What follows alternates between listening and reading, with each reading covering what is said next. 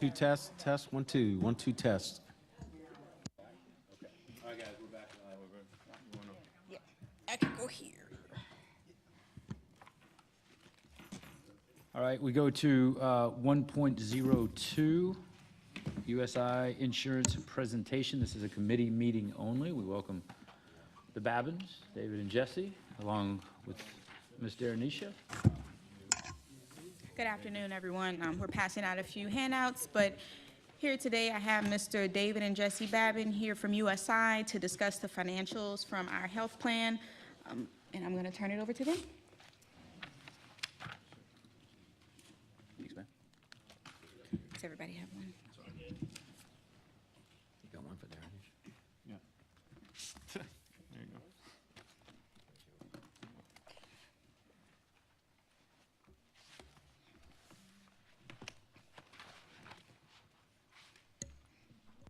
Good afternoon, everyone.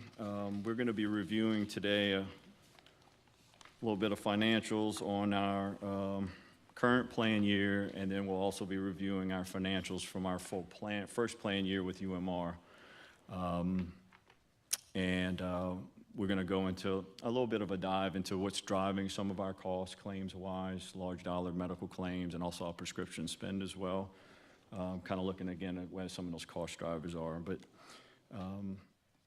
we're going to start off on page 1 of the presentation today. And we're going to go through a lot of numbers here. I'm going to try and high level as much as I can because it'll be up here for quite some time, went through everything. If anything doesn't make sense, you'd stop me, please. We'll go through it. But this is kind of going to look at our last plan year. Some of this will be a little redundant, but we're going to look at last plan year in total. We're going to look where we're at this year. It would be May of 25 through October. And then, again, getting a little synopsis on where we're at. So this experience dashboard, again, is kind of a summary on where we're at currently. If you look at that experience summary under 2025-26 and just kind of go to the right, you'll see 24-25 heading. If we go down from there, that looks at our previous plan year. And again, we'll touch on this in a little bit more detail, but again, kind of high level here. Last year, in our full plan year, we had $29,883,469 in net claims. That broke down to about $1,274 per employee per month. And again, going down, our expected claims last year, we're expecting around $31,121,149. And so we ended up about 4% better when it comes to expecting claims on where we thought we were going to. 844, so we're running about 3% higher than what we were expecting when we forecasted last year. And then we'll add back in our net costs, which would be our admin and our reinsurance premium. So net costs so far is $16,071,116, and our budget so far through October lines up at $16,006,000. So we're basically right at budget on, again, where we forecasted last year. So when we, let's go to the right, you'll see a little triangle, and it says from 2024-25. Again, on a separate page, we're going to look at annualizing all of these numbers, kind of for the data that we have up through October. But kind of if we forecast this out, how we're going to end up for the year, 11% hiring net claims compared to 24-25, 15% higher on a per employee per month basis, and kind of cutting to the chase as we go down. Net position the budget about 5% over where we're budgeted currently. And again, we'll get into a little bit more detail on that. On the right-hand side, our underwriter, Tom Turner, just kind of made some observations on what he's seeing in our plan, just kind of some FYIs and some things to look out for. And again, I'm not going to read verbatim, but some things to take away, and we're going to note. So when we look at the claims data, and LCMC and UMR is going through these negotiations right now. That's been in the news. It's everywhere. So it's supposed to expire tomorrow. I'll touch on LCMC real quick. So the extended negotiations are going through tomorrow, the 18th. The current update is both UMR and LCMC are expected to reach an agreement by tomorrow. But there could be another extension. But as of right now, there's really no update other than it expires tomorrow, and they're anticipating an agreement. UMR and Ochsner went through a similar negotiation in the springtime, but it didn't come down to the point where members or patients were affected if you were part of the UMR network. And so there were no disruption in coverages, but was negotiated behind the scenes, did affect the way Ochsner released their claims. So Ochsner held claims and didn't submit them to UMR until August and September. So you're going to see on our financials a significant increase in claims hit where we were in the black for 3 months, May, June, and July, and in August, September, we saw a significant hit in our claims, and that's mainly because Ochsner released those claims to UMR late after those negotiations. So that's one takeaway. And as we talk about budgets and forecasting and expected claims, when our underwriter does his analysis on, and he'll do that in a month, right in December, early January, budgeting for next year, for next plan year, 26, 27, there's a lot of factors that come into play, but there is a factor that goes in forecasting budgets on unexpected claims and ones you cannot forecast outside that are on the books here. And he does note in the first paragraph there that we had a $450,000 claim hit in October. We're going to talk about that and look at that one, but that was a $450,000 claim. Some of that went to our stop loss. We have a $275,000 stop loss, so we're not paying all of that $450,000 claim, but that is out there. We talked about where claims are at. An interesting paragraph, and we'll get into this in a little bit more detail, and this was the discussion a couple years ago when we moved from fully insured Humana to self-funded, and how our plans were running individually, that we had a couple plans, specifically the HMO, that was running a little hotter. And so we did make an adjustment to that plan from a premium standpoint, but here it shows kind of the increase in participation. So you see enrollment is down 3.5%. However, when it comes to the plans that we offer, we had a 4.8 decrease in the base plan, an 8.5% decrease in the high plan, but a 10.7% increase in the HMO plan. So we have seen employees gravitate towards the HMO plan for a couple of reasons. It's a very competitively priced plan, and the benefits are very rich. And again, we'll talk and address that here shortly, so deep dive into that. And so we'll kind of move on from there to page 2, where we pay for protection for both our specific deductible and our aggregate to UMR, and then it's totaled up there. The forecast in blue is essentially our maximum claims. So, it being self-funded, we have a ceiling on the number of claims spend that we'll have. That's our maximum.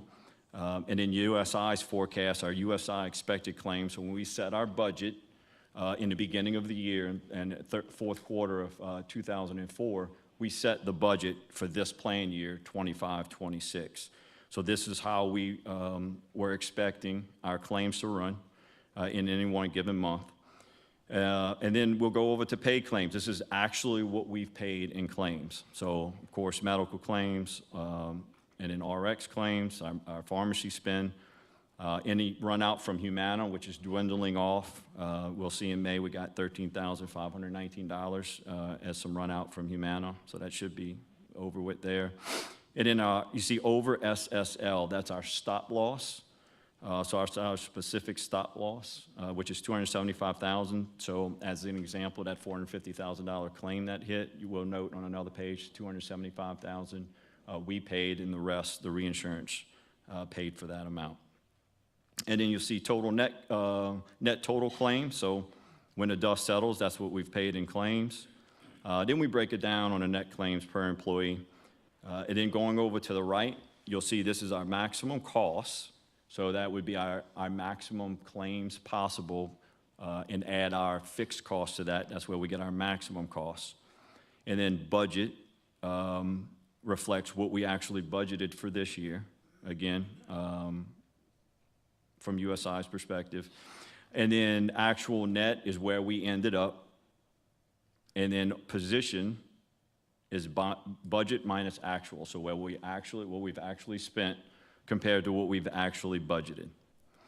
And so, you know, I'll kind of note on the expected claims, and you can kind of go on the USI forecasted claims, the 2,666,000, and net total claims 2,010,000. So in that case, we ran under what we were expecting.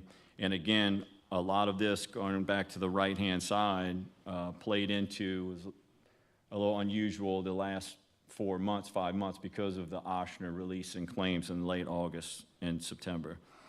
So all the way on the right-hand side, budget minus actual. So in the black, 403, 748, 788, and then in August, we had a significant hit in claims. In the red, 2.5. September in the red, 391. And in October, again, we'll look at that claims month, but we had a couple large claims hit in October, and we're $1,056,000 over in October. We expect that to level out here over the next couple months. Going down, kind of continuing to the total. So we have a couple numbers in here that are subtracted from our total spend. And when we're budgeting in the beginning, so when we're forecasting what our spend is going to be in any one given year, we factor in the total claims, we factor in the fixed costs, but out of that budget, we take out any returns expected from RX rebates. So you'll see RX rebates so far from May to October, we've had $1.676 million in RX rebate from Optum. So we account for that.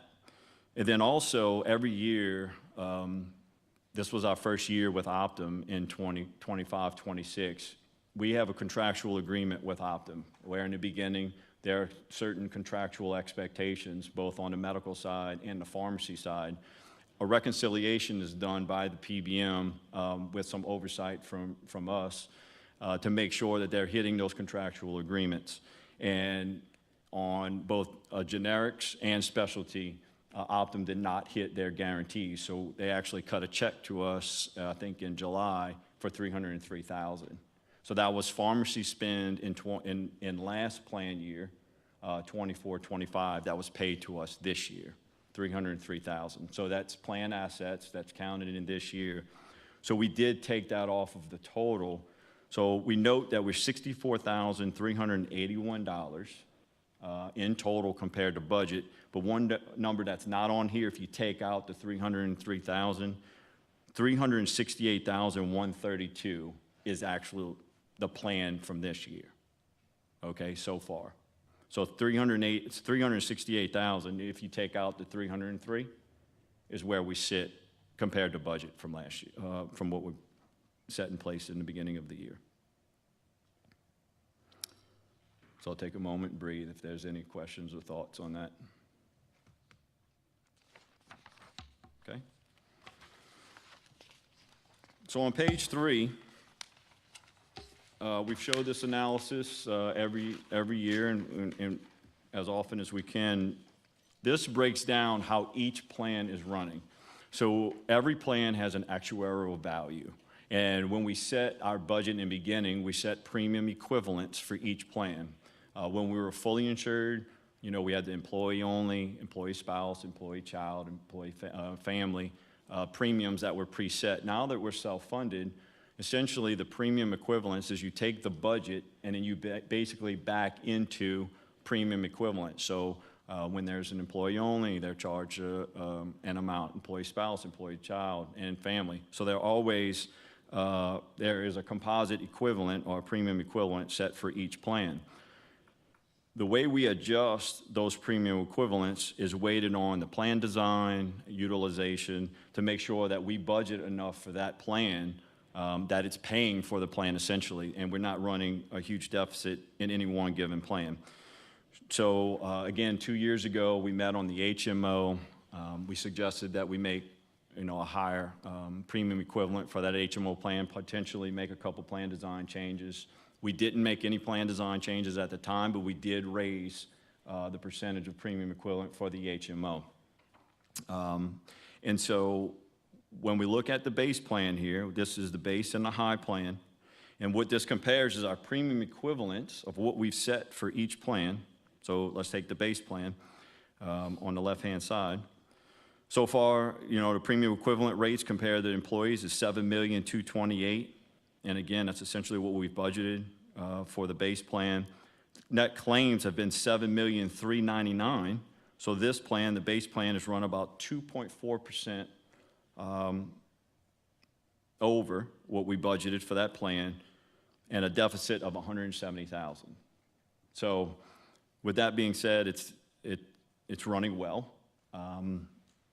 And really no cause for concern in the base plan. The base plan is the one where we set the Ochsner-driven column, where we have a tier 1. You can go to Ochsner for $1,000 deductibles, basically the same benefits that's in a high option plan. If you seek an Ochsner provider, then you have tier 2, which is any provider in the UMR United Healthcare Network. That is a $2,000 deductible, and then, of course, out of network. So that's our base plan. Then our high option plan, again, that's our national network. You can utilize any United Healthcare provider in the country. And the $1,000 deductible benefit going down almost mirrors the Ochsner plan in the base plan. And so you see this one here, we have, and I'll just note on total employees, we're averaging about 1,028 in the base plan. On the high plan, 110, 109, so a lower percentage of participation in the high plan. It is our highest cost plan, and it is our national plan. So, being that we have 2 other plans that are pretty viable options, that's why we're not seeing a lot of participation in the high plan, but it's running at 52% compared to budget. So you can say we're running a surplus of $828,000 on the high plan. So it's priced right and it's running well. Okay. On page 4, this is the HMO and a RAP plan. A RAP plan really doesn't exist. We have one employee that's transitioning off of it, but that is noted on the right. But on the HMO, 747, give or take, employees going down that are enrolled in the HMO. And kind of cutting to the main numbers, premium equivalent, $7,042,000.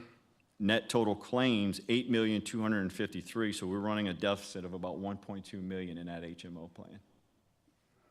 117% or 17% over budget.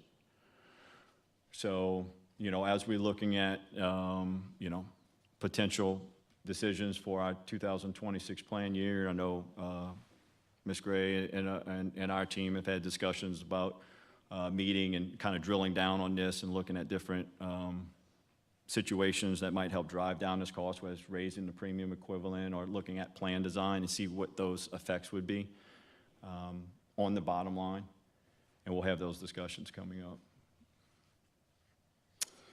And in the RAP plan, again, we have it on here, but that one employee's transitioning off, and as you'll see, they were off for October. Any questions relating to the HMO or any thought on those plans?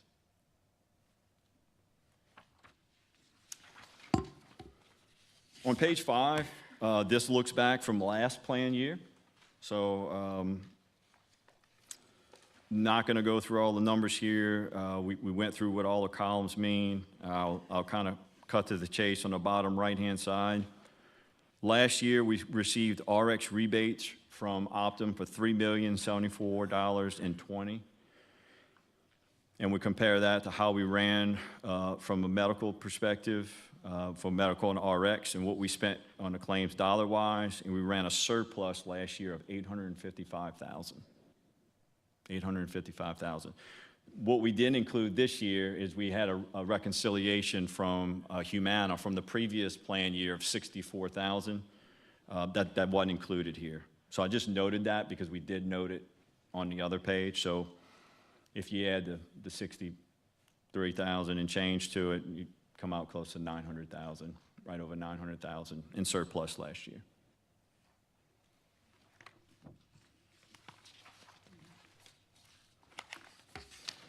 Page 6, what we do here is just look at a historical look over the last 3 full plan years, and then we annualize our plan this year to just kind of give a forecast and an outlook of how the dust is going to settle when we wrap up this plan year.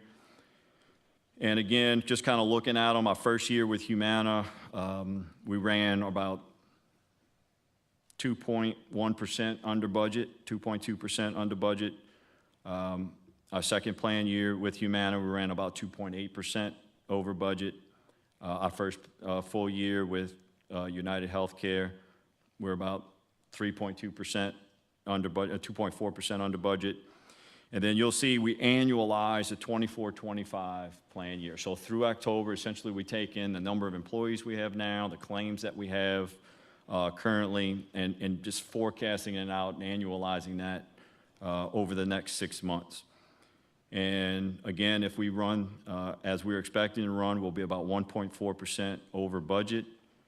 We should receive about $3.6 million in rebates from Optum, and that'll reflect on some of the specialty spend that we've been having. We'll show that.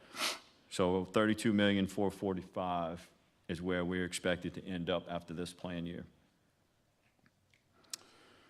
And down below, again, it sort of repeats some of the same numbers we went through earlier. It breaks it down on a per employee basis, but kind of the takeaway here is costs are continuing to rise.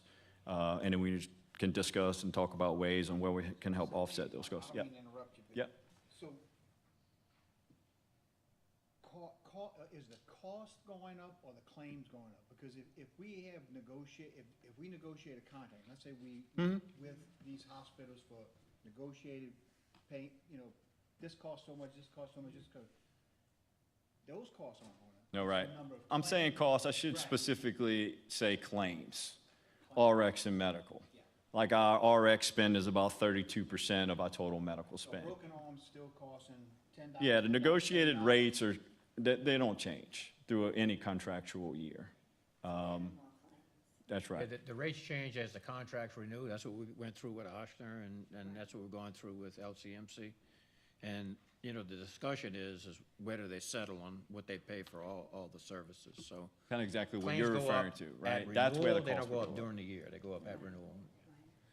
Normally, it's multi-year contracts.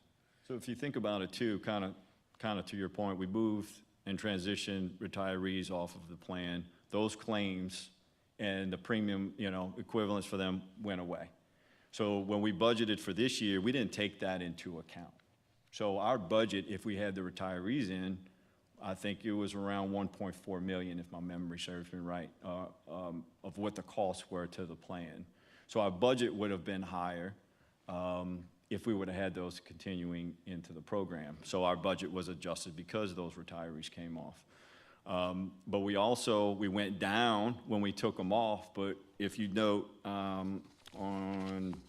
that's page 2, I believe, we started off in May at 1,873 employees, and right now through October we have 1,936. So we're increasing the number of bodies on the plan, which is adding some costs from that perspective. So we're building back up to a number where we were close to when we had the retirees on. And just to answer your question, we're having more high-cost claims. Yeah. And that's something that my department is working on separately to bring that to the board in January about things that we are suggesting internally as the benefits department on changes. So we are having more high-cost claims. And are you going to present? Hey, guys, hold on, real quick. Just make sure you turn your mic on. Sorry. Sorry about that. Would it be possible too that we could get out of our control, but you can just send that to me, Darrenisha, in January. No, I don't know if anyone else wants that information, but I surely do. We'll be sure to share Okay. with all the board, and we'll Okay. incorporate it into the presentations. It's not anything difficult to add. Okay.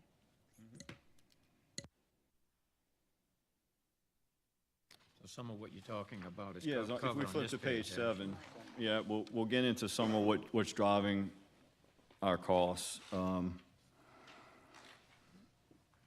And, you know, there's no HIPAA private information on here, privacy information, so we're not relating it to any particular individual, but we do talk about the relationship of that member. And again, the first one you'll see here, $450,574 claim, and that's so far, and that is expected to rise, probably north of $600,000 from what we're seeing. But our responsibility is only to this $275,000. So when you see over, stop-loss premium is our reinsurance. Optum paid $175,000 of the $450 so far for that one. And that was a premature baby. On the right-hand side, you'll see a diagnosis associated with the claim. And if anybody wants an explanation a little bit further on those, but you can kind of run through here. You know, Ms. Gales talked about, Ms. Gray talked about chronic conditions. Treating from the Austrian perspective, we have the Austrian digital medicine program that's treating hypertension and our diabetics. We're drilling down on that.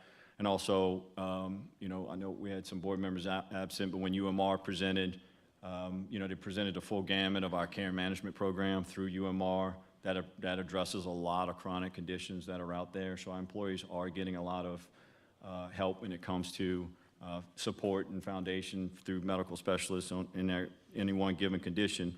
When you look at these particular large claims here, and I kind of run down them so we have more context. So premature baby, and I'm going 1 through 9 here.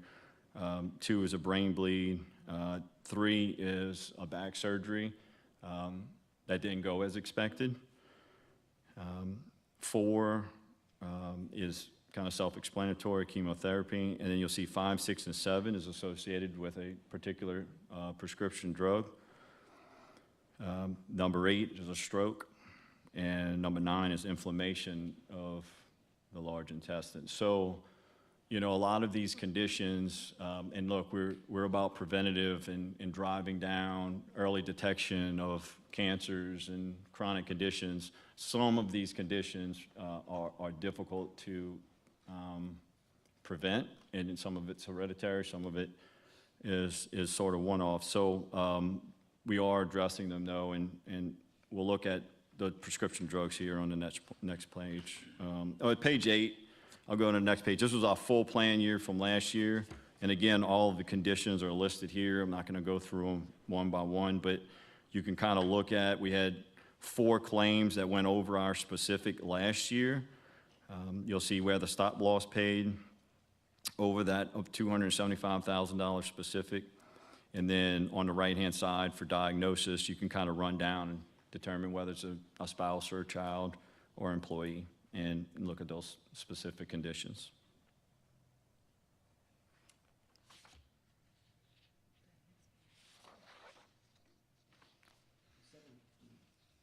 Follow my own rules here. 17%, is that high or low? Where are we looking at? I'm sorry, page 8. For Yeah, like total large claims. Yeah, large claimants, that's typical. For our size.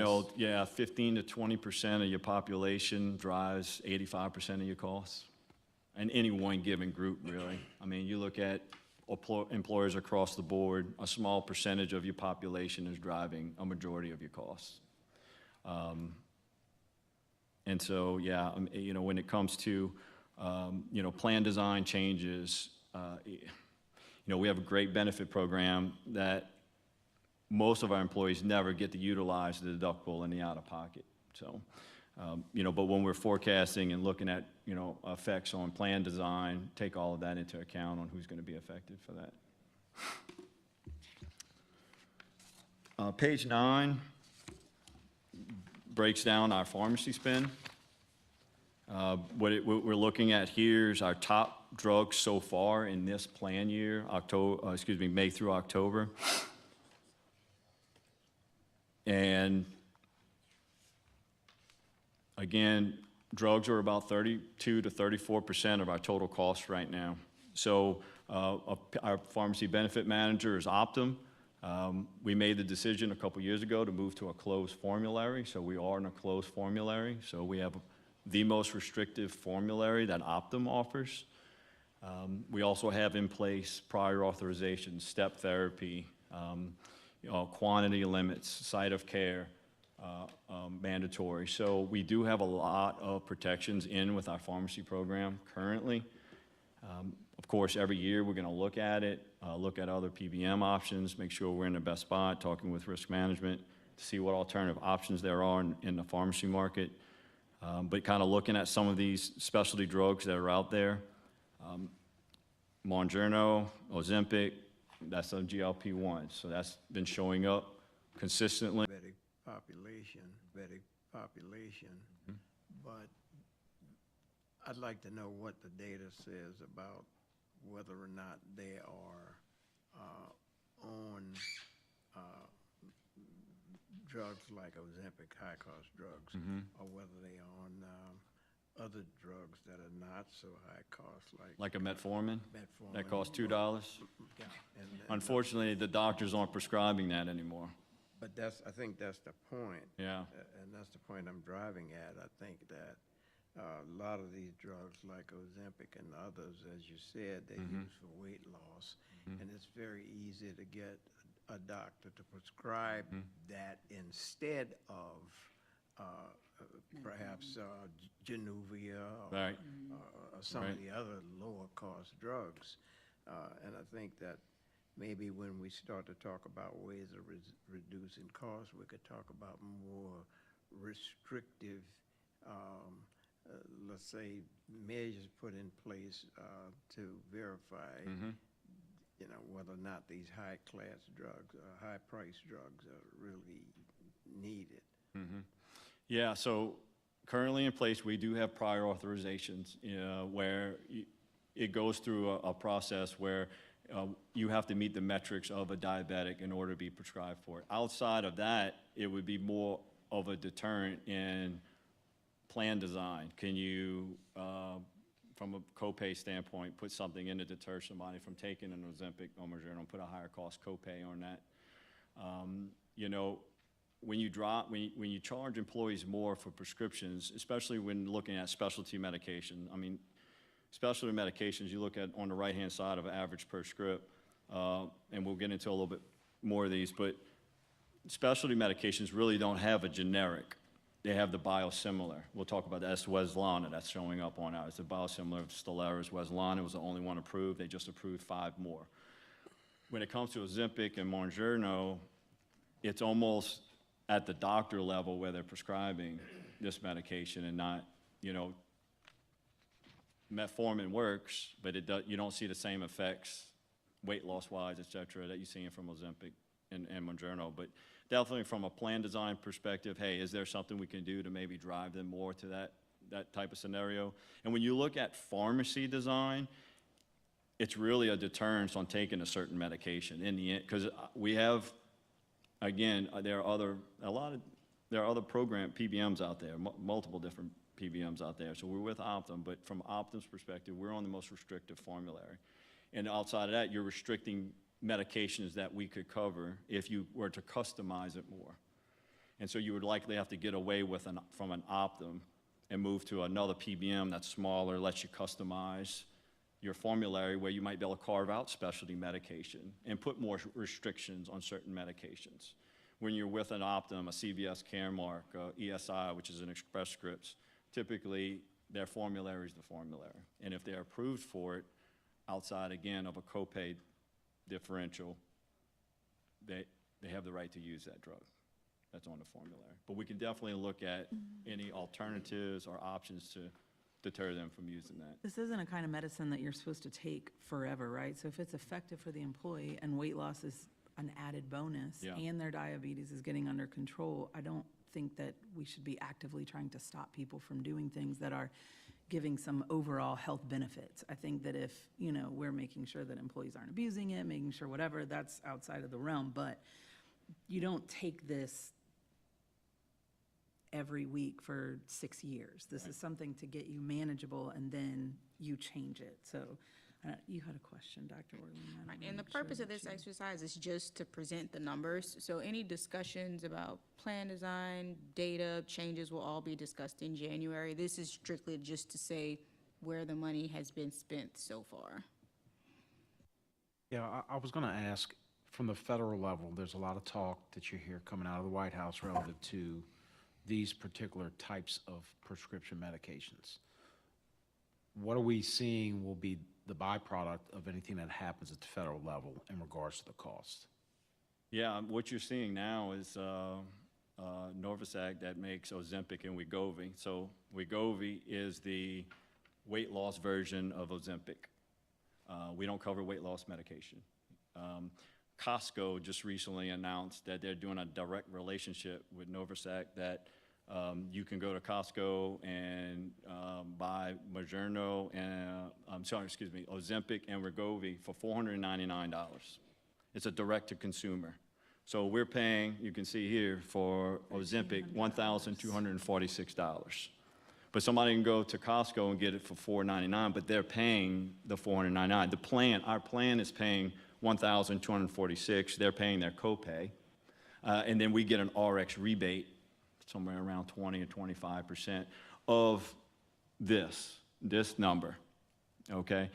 So what you're starting to see, and for what it's worth, you see Trump RX, all right? So Trump RX is a direct-to-consumer site that was set up for a multitude of different, to include Ozempic and Wegovy, where you can go there and pay costs for that drug, essentially, $499.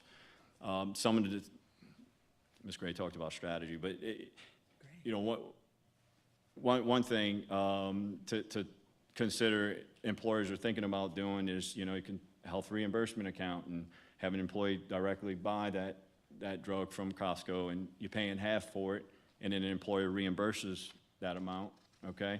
But you lose the rebate on that.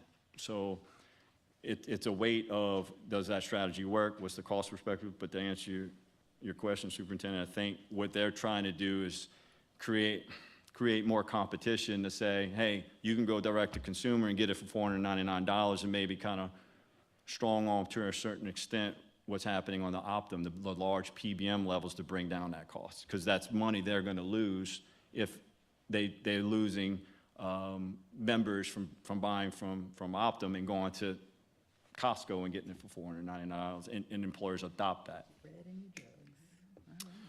So that's some of the things we're going to be talking about with Darrenisha and her group about suggestions in January when we come back to y'all. And I'll just quickly go through this, and again, so what you'll notice when it comes to specialty medication, Dupixent, COPD, asthma, eczema, Skyrizi. So Skyrizi, Wezlana, Tremfya, Enbrel, okay? Look at, so let's see, so Skyrizi, $22,000 a script. Skyrizi Pen and Skyrizi, same thing, it's two different applications, $22,000. Tremfya, $17,000.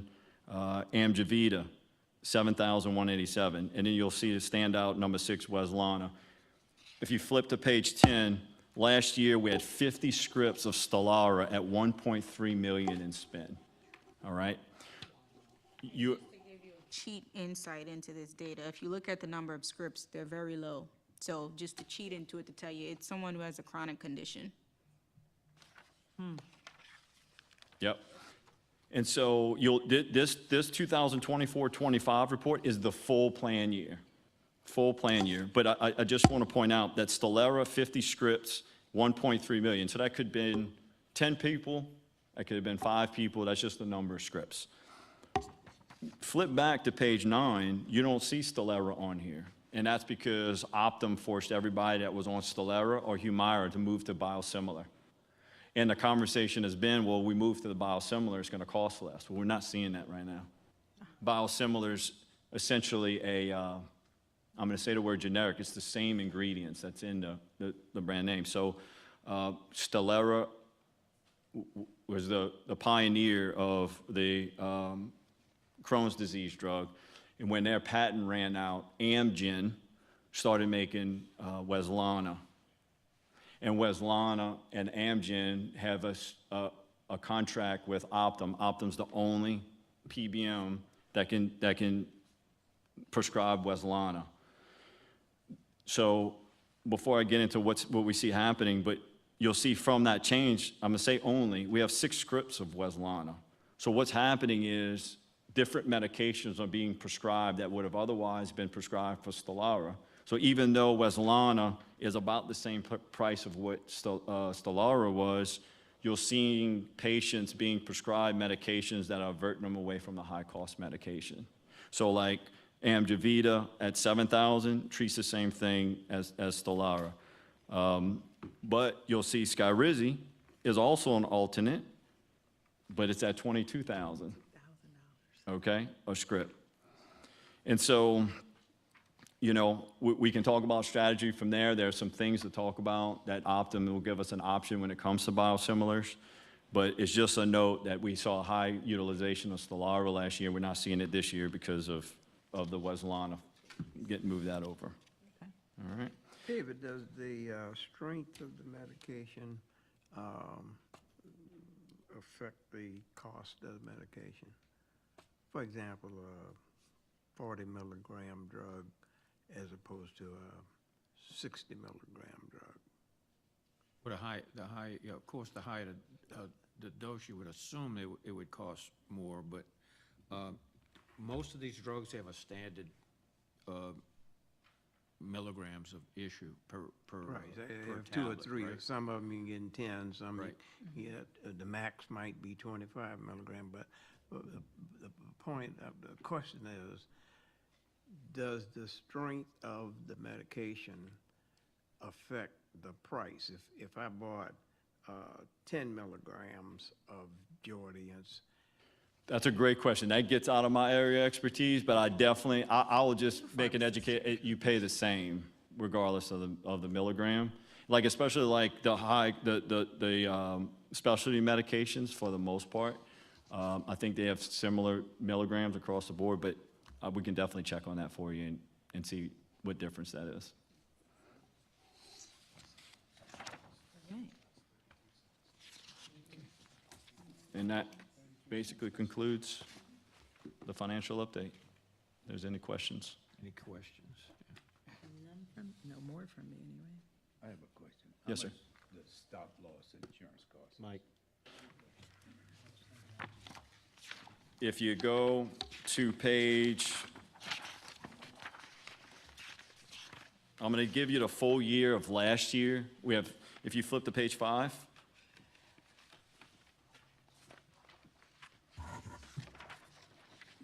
Look on the left-hand side, you see fixed costs. At the top of the lower grid, you see fixed costs, and you'll see stop loss premium. And you go all the way down, 1.814 million is, 1.8 million is what we paid last year in stop loss premium. Let's say that's 275,000. This year. Per claim. Well, I think what he's referring to is how much reimbursement we got, right? Right. Yeah. Yeah. Yeah, I mean, but, so like the $450,000 claim could turn into a $600,000 claim, and that's one claim. If that does hit, that would be, still under $500,000 for that. One of the things we will look at when we meet is that specific. Is that possibly 275? raising it to lower the premium. Yeah, Raising I- to I- I think- 275 to. I think that's a great point, and I would like to see in January the historical comparison of that ratio. Yep. Over the last 5 to 10 years, because if, to Mr. Ellis's point, if we're, as of right now, $182,000 over stop loss, right? So that would be what they reimbursed us for, That's right. and our premium is 1.2, I agree. Yeah, 1.8. And just to clarify, we can make sure we have that information, but it won't be over that long of a time period because we were fully insured, not self-insured. So the more accurate data will start from when we were self-insured. Good point. questions? Questions? Guys, appreciate you.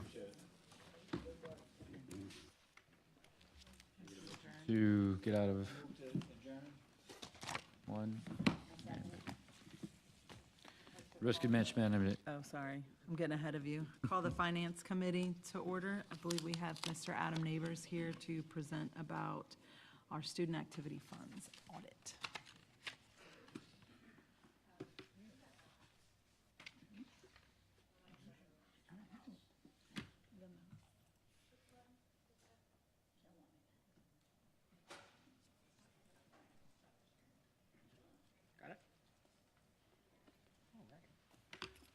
Hello, Mr. Neighbors. Good evening, ladies and gentlemen. No, this is another exciting topic on the agenda for this evening after some riveting insurance information. So I appreciate the opportunity to come speak. On an annual basis, this is the Student Activity Funds Audit Review, the SOSs and the principals as well. From there, it goes into the actual testing, the documentation, looking for receipts, looking for checks, looking for documentation for grants, any sort of journal entry or transfers between funds and things like that. It's a lot of paperwork, kind of flipping through various things, looking for key items, significant items, unusual items, and making sure all of our things are documented according to procedure. From there, it's crossing my T's, dotting my I's, making sure everything's in place. And then from there, if I find any sort of missing or insufficient documentation, that starts the basis of my finding letters, where I basically summarize the results for that principal and that SOS for that year. I then have discussions with the SOS and the principal to come to a conclusion, say, okay, do you agree? Do we have any questions? And then I issue my audit letters at the end of the day. And then certain key executives get copied on all of those letters. Okay? Any questions about the process before I move forward? All right. A little bit of kind of a high-level summary of some things that happened in this last audit cycle, the 24-25 cycle. If you may remember, in last fall, when we had this discussion, we started talking about paperless and laserfiche and scanning, kind of bringing our schools into our electronic formatting. So at the board's direction, I was able to go out for RFP, and we were able to retain our current provider, but expand our capabilities so that the schools now have access to retain that documentation on a digital scale. So starting in January, we brought the vendor out. We had some training. We implemented the hardware and the software on all of our school bookkeeper systems, and they now have the ability to scan all of that paperwork and retain that digitally. One of the key things for that is not only does it serve as a backup in the event that things are lost in the middle, and I think that was some of the direction that the board had given me about the disasters we'd had the last few years, but it also gives remote access. Certain users like myself and my secretary, if we have to go looking for something, the Laserfiche program gives us the ability to access and pull that data or pull that documentation without physically having to be on site. And if we have any questions, we can kind of refer back and forth rather than physically having to go to the school, pull the file, pull the record and go, okay, well, what's going on with this? So that kind of gave us some flexibility as well. Along those lines, 2 schools this last year, the 24-25 cycle, were able to basically put themselves in a position where 100% of their documentation was in the Laserfiche system, meaning that everything that I was looking for from a documentation perspective was electronically scanned and ready to go. I did not physically have to go out and perform their audit until the conclusion, kind of the wrap-up meeting. 2 schools are ready to do that this last year. There was a couple other ones that they felt like they were close. Oh, we think we're about there, but just to be sure, let's go ahead and have you come out and do your paperwork audit anyway.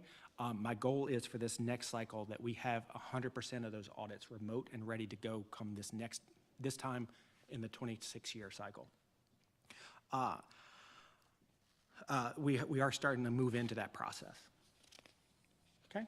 A couple other things to note for the 24-25s. There were 2 staffing changes to note, basically due to a change in bookkeeper this cycle. One of them was at the Hanville High School early on in July, where Miss Marydel Perilou ended up retiring. So I had to do a stub audit there to kind of close out her purview under that period of administration. The good news is she had no findings under her short audit, and even the new bookkeeper, with taking over a fairly large responsibility of a high school level amount of documentation, she was also able to have a clean audit for the end of the cycle as well. Same thing happened similar with Mimosa, just a little bit further down the line, back in the March timeframe, when that SOS bookkeeper moved here to central office. I was able to do an interim audit for Ms. Carrie Berg and close her out. And she had, again, a 0 finding clean audit, and then her successor also stepped in and kind of finished out the rest of the year, and she had a good clean audit as well. So These things happen.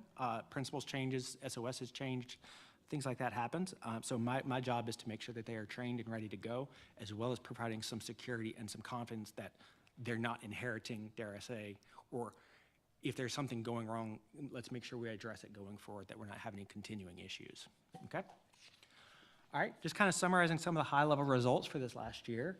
We had 8 findings in total, covering basically 6 schools, which is the lowest point that I've had in my duration here as internal auditor. We are moving in the right direction in terms of cleaning up some of these documentation issues, and there's going to be some one-offs that we can talk about in a minute.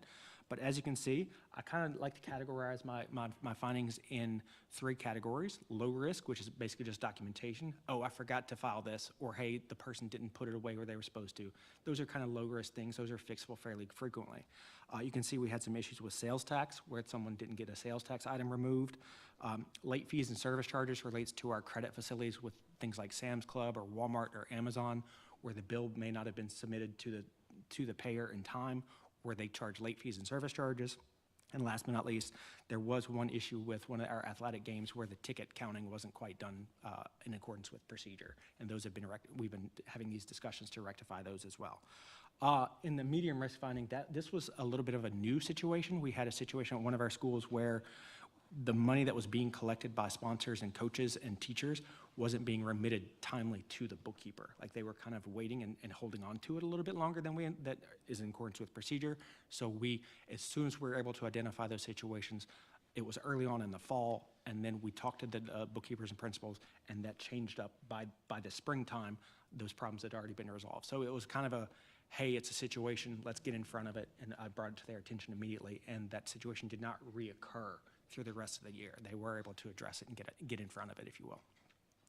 Last but not least is high-risk findings, things that I consider possibly fraudulent or ethics-related concerns in terms of the ethics guidelines that are out there. The good news is we only had one situation at one school where it was a prohibited payment to a company owned by a family member of an employee. They were also notified, and they know that that's not going to be a continuing situation going forward. Okay? Any questions about the findings before I get into some high-level detail? No? Awesome. All right, just kind of to summarize and wrap up, as you can see, total findings decreased from 12 in prior year, so we are making, like I said, good progress. The categories did increase because of that one new item that we had not seen before. So I think we're moving in a good direction. Any repeat offenses, from one year to the next by the same school or? The late fees and service charges continues to be some of our biggest challenges, just because, dare I say, the inconsistency of the mail. For a lot of some of our bills that are on credit, the monthly statements and things like that, they make their best efforts to finalize those bills, write the checks, and get those issued in a timely manner, but sometimes the mail drags them on, and they may send it up to 2 weeks in advance, but whatever's going on behind the scenes, it's causing it to get there late, and then unfortunately the charge or the interest is added. They have been charged with challenging and making sure they get in front and work off those fees and late fees and explain that as much as possible. The one thing I am changing for this year is implementing and highly recommending that they start moving to ACH payments, meaning that they're going online for those Sam's Club or Amazon accounts, so that we've kind of got past the security hurdles that we've had histories or issues with in the past, and I'm highly recommending that SOSs and principals get in front of those statements and go, okay, we know when the statement's coming, we're going to prepare our payment package just as we normally do and pay it electronically online rather than waiting for the mail to be, dare I say, the problem. We want to get ahead of the problem rather than wait for the mail to catch us at the end. So my hope is that this type of finding will be reduced by next year, if not eliminated. The 2 schools with increase in findings, what are we talking about? Are we talking about a significant number, or, No, or is it? No, the largest number of findings we had at any one school was 2. So when I say increase, it was either probably 0 to 1 Okay. in most cases, just because maybe they had to clean audit last year and they had something, probably the late fees, that kind of tripped them up this year. It's just a matter of frequency and observation. Most of the schools decreased this year, which was a good sign. And we had 2 position changes in the SOS position. Do we anticipate any this year? Do you know of any? I have not been given that information unless HR is sitting on something. I have not heard any sort of understanding at this point. I did know the Hanville retirement was coming in advance, so that was something that I was participating in. I have not heard or been privy to any sort of upcoming. Do you have any more questions for Mr. Neighbors? If none, thank you so much, Mr. Neighbors. Next, we have Cade Rogers and Jenny DeRoche, right? What all you do. Sorry, Mr. White, did you think you were next? 2.02. Request for proposals for the USDA Southeast Commodities Processing Cooperative Agreement? That's it. We're Sure, did I requesting say for that word proposals. right? Cooperative? That's easy. Thanks for having us. Ms. DeRoche is joining us this evening. This is our typical time of the year that we come for USDA commodity products. It's a process where we will go, or we're requesting proposals for all the commodities. Several districts will get together, evaluate the proposals that are submitted. We will be the contract that these other school districts piggyback purchase off of. So it's, we want to make sure it stays that way. We like to stay organized and make sure that it's running efficient. So we're just asking to go out for proposals for commodities. We're here for any questions. Any questions? We like You can do it. commodities. Yeah, we like Thank those you. commodities. All right, now we have Mr. White and friends, Mr. White and Ms. Brown and Ms. Mathern. Thank you so much for joining us. Stipend rate for non-certified tutors. Like the lighting. Watch your head. All right. Good afternoon. We are here this evening to tell you a little bit about the high dosage tutoring program. That is a program that is required by the 2024 Louisiana legislative session under Act 771. So this program is a research-based instructional model that explicitly addresses any unfinished learning of students in the areas of ELA and math, and it is required to be embedded within the school day.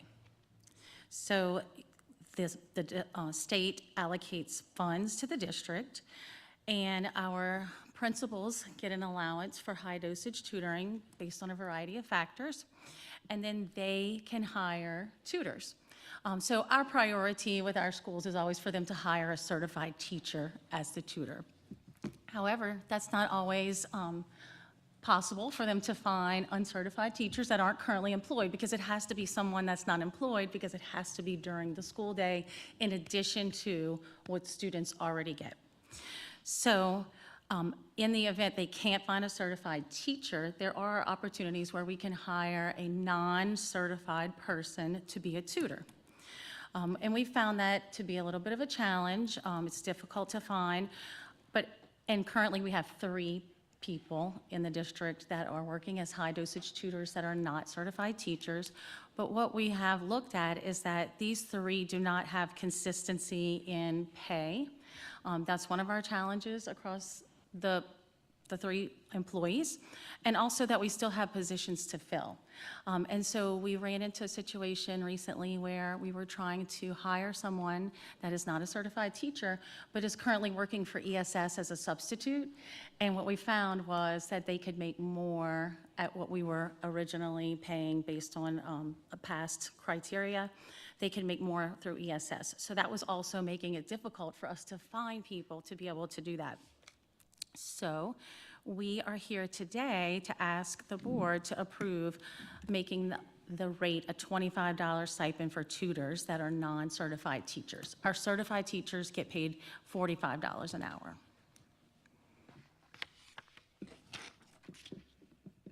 It says it's a cost to the district of $4,000. How does that? And actually, that, we would be paying probably an additional $4,000, but that would still be covered by the state, through the state funding. So it would actually be no cost, but that would be the additional amount we would anticipate.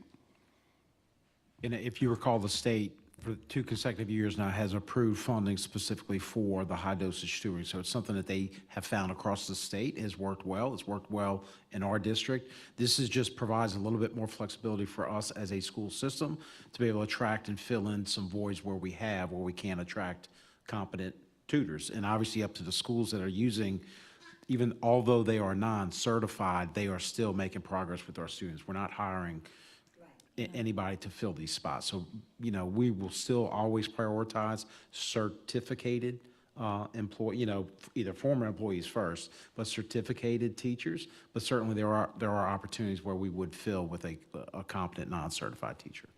And we do provide the professional learning for those employees, for those individuals that are not certified teachers. In most of these cases, these people have worked for us before in some capacity. So these positions, they're not full-time, it's just a few hours a week and so forth. Could we attract college students to these positions, and would they be eligible? Yes, sir. And so the $25 rate was really thought through pretty thoroughly because we wanted to make sure that we were not competing with our ESS subrates. And then we do look at them as very different because, as Mr. Oakwood, as you just stated, it's about 3 hours a day, maybe 3 days a week, whereas our ESS subs are 5 days a week, 7 hours a day. And so this $25 pay rate is slightly above that, but the earning potential is much less with this rate. And we want to make sure that we know this is, as Ms. Mathern has just stated, it's a critical position that plays a really key role in the building for our kids and to support them. So we want to make sure that it's competitive and that it's going to attract the right people. And they are struggling a little bit with that. So that's why we came to you all today to propose an appropriate rate that will compensate them, but also keep our people in the building and supporting our kids. Do you see what's the word, unintended consequences then of possibly setting up yourself for a shortage of substitute teachers? So if you take those that are qualified because they're going to move over here because now this is getting paid more, are we kind of robbing Peter to pay Paul at some point? I don't believe we are. Thank you for bringing that up, Mr. Cody. I think that because just, an estimated figure, a degreed, uncertified, $20 an hour ESS sub over the course of a week will earn approximately $700, whereas this high-dosage tutor will probably max out at $300 a week. So it's really, the potential to earn is a lot less, but we do know that there are those people that are going to come in there for 3 days a week that are looking for more of a part-time rather than coming in for 5 days. So we really look at it as two very different positions and playing two very different roles. This is a much different role of high-dosage tutoring, their role and what they'll play in that building, as compared to a para or a teacher substitute. The workload is different, the working conditions are different because they're tutoring here, but you may have someone covering a whole classroom or playing the role of a para in a classroom for a SPED classroom or another classroom. So I really think they're very different. Hopefully that answers your question. Just to build on that a little bit, we only have 2 positions that still need to be filled. So we're looking at that being just 2 employees. So not significant impact on our ESS subpopulation, but because schools have to present a proposal to what, to me and to Dr. Schechtner, what we were going to allow and what they're going to use these funds for. So those things have already been laid out. So everybody's been hired up until now except for these 2 positions. And we just want a consistent model, what we're, paying there. And are they getting paid for their professional development as well? Yes. They're paying so good. Yes, The state doesn't have any stipulations on, they do not. okay. Shoot, They don't give any guidance on how you allocate the funds. okay. Any other questions? Well, the other comment on the college students is there is a minimum age that students can work, or individuals can work in the district, so. Thank you. Thank you. Thank you. Yes. I'd like to invite Mr. Rogers back to the table, and Mr. Dwayne Forey. We're going to talk about flag football for girls. That's right. Yes, we are. Thanks for welcoming me back. Mr. Forey is joining me at the table. We're excited about a wonderful opportunity for our female students. Girls flag football is being piloted by the LHSA. As part of their constitution, you have to pilot for 2 years before it becomes a sanctioned sport. So they're going to pilot for the 26-27 spring time. You have an attachment within the item, kind of gets into the weeds and nuts and bolts on dates and costs and availability of fields and season dates, playoffs and all of that information that goes with girls flag football. There is a cost associated, as you can see attached there. The low end is if we have coaches that want to come in and they're at step 0, or we have the coaches that are all at the highest step within the salary scale. I do have to make a correction. This is an estimate for all 6 coaches. There'll be 3 coaches at each high school, 1 head and 2 assistant, which is consistent with other sports with the season dates. There's another cost with equipment there. LHSA and the Saints are in conversations right now, and part of this equipment could be partially paid for by the Saints, and they'll pick up that cost. But we wanted to include it in there. We think we can absorb it in our existing budget right now, so it would be no cost to our schools for us to have a successful start to girls flag football. So we're seeking approval from you all to be able to move forward, because the stipends were not based on a salary guidebook. So for us to move forward and get coaches paid that coach for us with girls flag football, that's why we're before you today. Of course, and also hoping. There can be a tryout and all of that as well, and it's middle and high? No, just high school. Just high school. I So we're see going to it. do an I see it. interest survey once we get board approval. And then the stipend piece, I don't know all the requirements with male, female sports. You mentioned the 1 head coach, 2 assistant.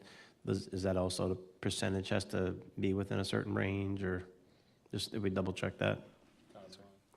We sure will. So the interest survey was supposed to go out the Monday after Thanksgiving. So if that, Thank you, appreciate it. Any further questions? Thank you.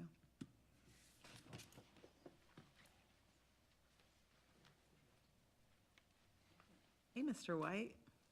Hi, good evening again. Coming back.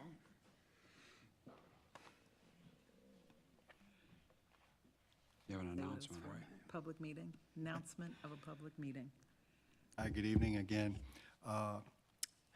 Let me first say what it is we're hoping to accomplish this evening on this agenda item, which is to come up with some direction for us to follow in terms of which election date we want to choose in the spring for our millage renewal. Now, going back, the background is that originally there was an April and a May election date, and we were leaning towards the May election date for our millage renewal. Since this last special session, each of those dates has been moved 4 weeks later. So now there's a May date and a June date. And we've been going back and forth. The superintendent and I have discussed this. We've also talked with our bond attorneys. Their recommendation is that we should choose whichever date we think is best. They had some reasons to think that previously the May date was better than the April date. But at this point, there's some pros and cons to both the May date and the June date. And once we have a pretty clear direction on which way we want to go, I'll explain what the process will be from this point forward, depending on which date the board would like to go with. I know that the superintendent has some thoughts on the pros and cons of the 2 different dates. So originally, when the date was going to be in May, it was going to be the end of May when our employees were not necessarily in school session. However, there were not going to be as many items and/or the constitutional amendments at that time in May. They were supposed to have been in April. Now that's shifted. However, it is an earlier date in May when we are in session. Additionally, the constitutional amendments that are on the ballot now for May, one of them is the teacher pay raise ballot or amendment, which basically is using some of those protected funds, the EEF funds, and requiring schools to basically use that to pay off some of their accrued liability debt with TRSL, and that money being designated specifically for the savings for school systems to use for pay raises. If you recall, when that amendment was originally proposed last year, we weren't necessarily in favor of it because they hadn't identified specifically some additional criteria from that standpoint and how it would impact. At this point in time, generally speaking, it's going to be a savings to school systems to pay off the accrued liability debt and then use the savings from a standpoint, if you look historically what we've done, then we'd have more funds available for a teacher pay raise or employee pay raise. My thought now is, and we still have plenty of time, if this amendment, or if the millage renewal, let's say we keep it in May. First of all, a pro is it impacts educators. Like educators, to me, will go out necessarily to the polls, especially if they see we're not necessarily in opposition of that, because it really is a savings. Long-term wise, it's a savings for us to pay down accrued liability of TRSL. In this case, that amendment does that. I do think it's different now that the state has taken a different approach relative to their marketing of that. And I have a feeling, based on talking to other school system superintendents, that they'll probably get pretty good support specifically for that amendment, which means, right, generally speaking, educators may go out to the polls. The pro and con to it previously was that not as many would be out polls, except we obviously try to get our people out. The double benefit of one, this being during the school year, two, a week after our lanyap on the river, right? I've already started going to schools based on our United Way presentations at every site to bring this up so they know kind of it's coming. We're going to be going out to different community action groups and different bodies to present in front of relative to this millage renewal. If we keep it at May 16th, I think that's a pro. I think we still have a good opportunity to renew this millage in May. And even if it doesn't fail, because we did see the difference in support of our last millage renewal, we still have almost a year and a half to still call for another election and pick another date that doesn't necessarily have anything on the amendment. So generally speaking, administration feels May 16th would be a good date for that millage renewal, but certainly would love to hear from the board. Take advantage of that. I just think overall, this is still the best choice time-wise. I agree. Right. And it's just a renewal, correct? Yes. This is just renewal, yes. Operations and maintenance, two of our very large, this is a significant renewal, yes. I know the speech.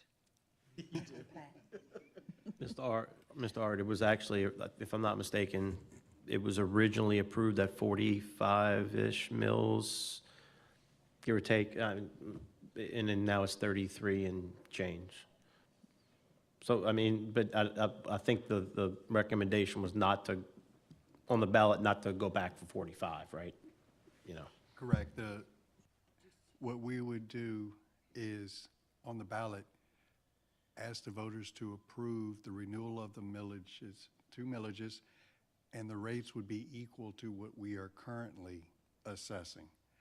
We would be allowed by law to put on the ballot a higher amount based on what the voters had previously approved, and it would allow us to then assess more in the future. However, we did not want to have that on the ballot, a higher amount than what we are already assessing. So we think that if we, based on long-term financial projections and industry expansion within the parish, we felt that we did not need to have the higher amount on the ballot that would probably turn off voters if they look at that and say, why am I approving something when I'm told there's no new taxes, that is just a renewal, but yet the millage rate is higher than what is currently being assessed. So our plan would be to go out to the voters to renew these millages at the rates we are currently assessing. Not only that, I think that when you go out for more than that and you find out that you're collecting more money than what you need, then you got to come back and reduce the millage. It looks like you didn't do or didn't have your ducks lined up when you went out, so you're better off going out for the less. You still have the right to go, levy more if you choose to do so. Correct. So if we... It sounds like what I'm hearing is we are going out and asking for approval of a reduction. Well, we'd be going, we have to get it renewed because the 10 Well, years. but we're asking we're asking voters to approve a reduction in their millage. No. Well, it would be the amount that is currently being assessed. But it was at 45. They originally approved it at 45, correct? According to Mr. Gregson. We're coming back and asking them to essentially reapprove it at 33. That's an approval of a reduction. But that reduction has been occurring over the last few years through the actions of the board. The board has reduced the millage down to 33. Please continue to support us in this reduced rate. Correct, and I kind of see where you. No, that's not really what you're doing. You would be giving a false narrative to the public. You are going out for a renewal of the current millage. The millage, if you didn't renew that millage, if the borders did not approve the renewal of that millage, you wouldn't collect any more money. Because the time of that millage has run out. What we can do is, I think to Mr. John's point, if it's not renewed, it would, but to your point, it is, the cap of the renewal is lower. We'll get with our bond attorneys to use the appropriate language when we go to promote this particular item on the ballot, but I understand what you're saying, because we currently collect up to 45, but we have reduced it every year. This is our opportunity to reduce that cap at that point. They're not the concern that if we reduce it to the 33, then if we don't get it and we have to go back out, or if anything changes and we needed 40 at some point? It's already at 30, so it's already at 33. So we're renewing it at 33, and that's our operating budget. But I'm saying if tomorrow, or not tomorrow, but state legislation changes the way that we're allowed to collect taxes, and we no longer get the tax roll the way that we get the tax roll, then we just have to operate with the 33 of what we get. We can't say, well, now we need 45 again. We're The just stuck at state 33. can't change something that's locally approved. No, this is locally approved, and it's set for 10 years. The state can't take that away that you have voter approval. I thought that they were trying to take away the way that we are allowed to collect Millages- taxes from. Tax.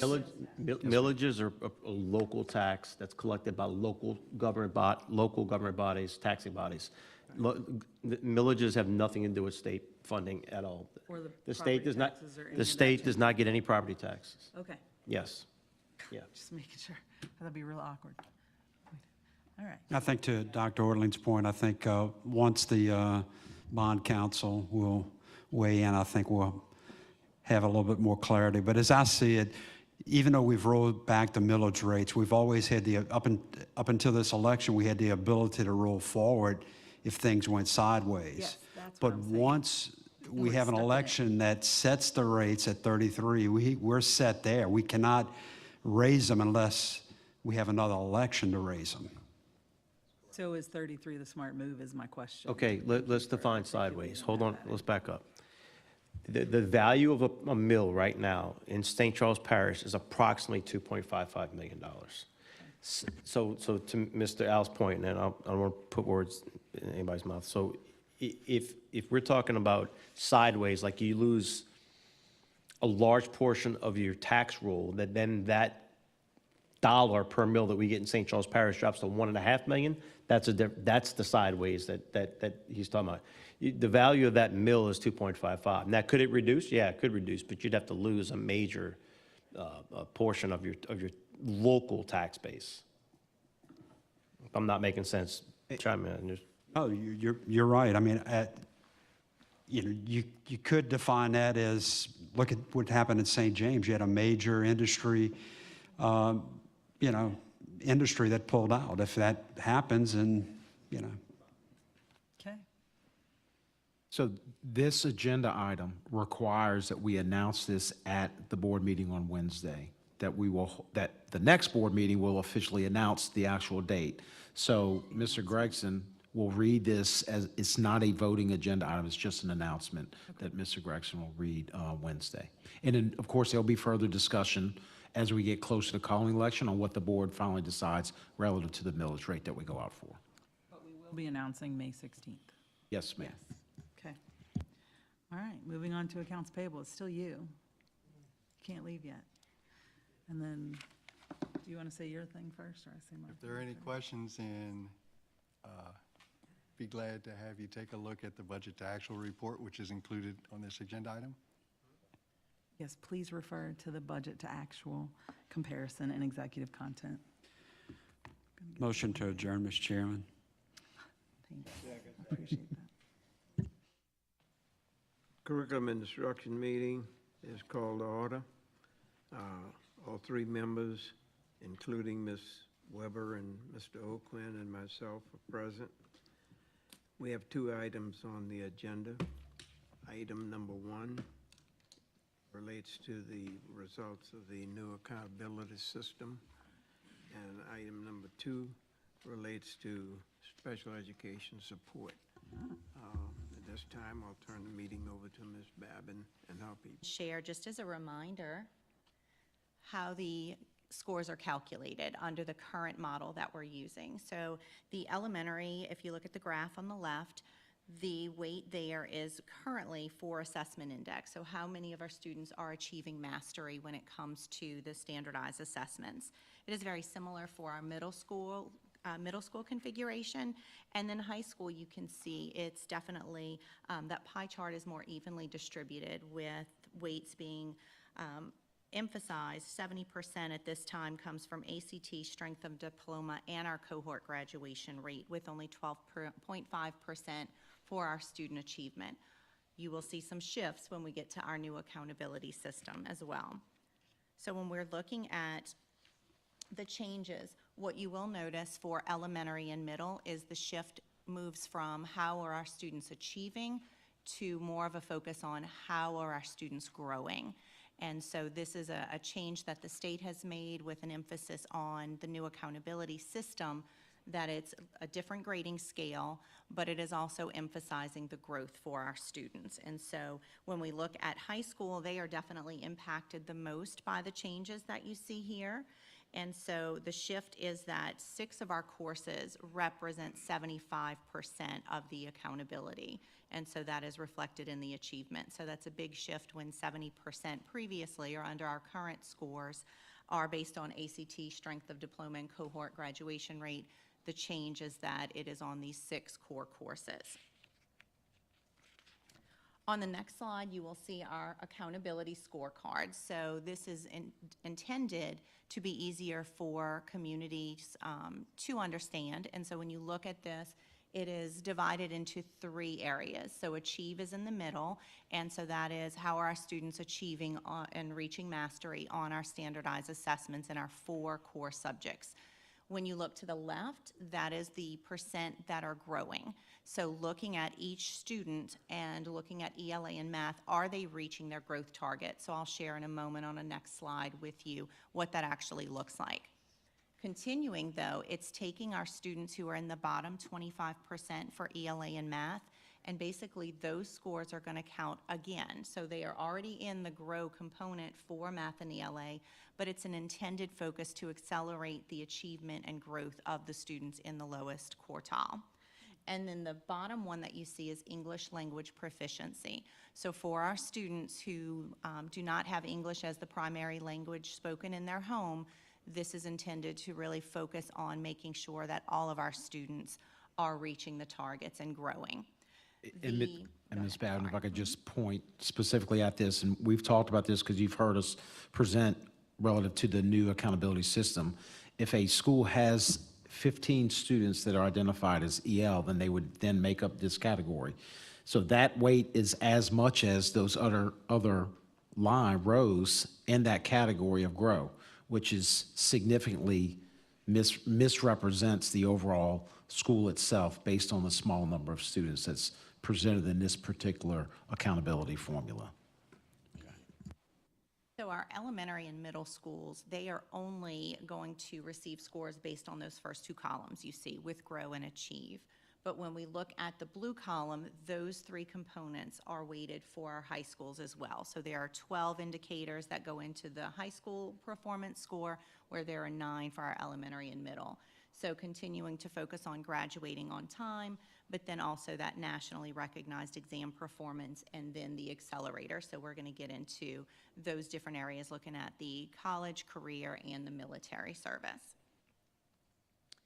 So here is the shift in a chart format, making it easier to look at. When you look at our elementary students, previously 70% of their performance score came from the achievement results of mastery, and that has shifted to the 46%, where you see that growth has now more than doubled.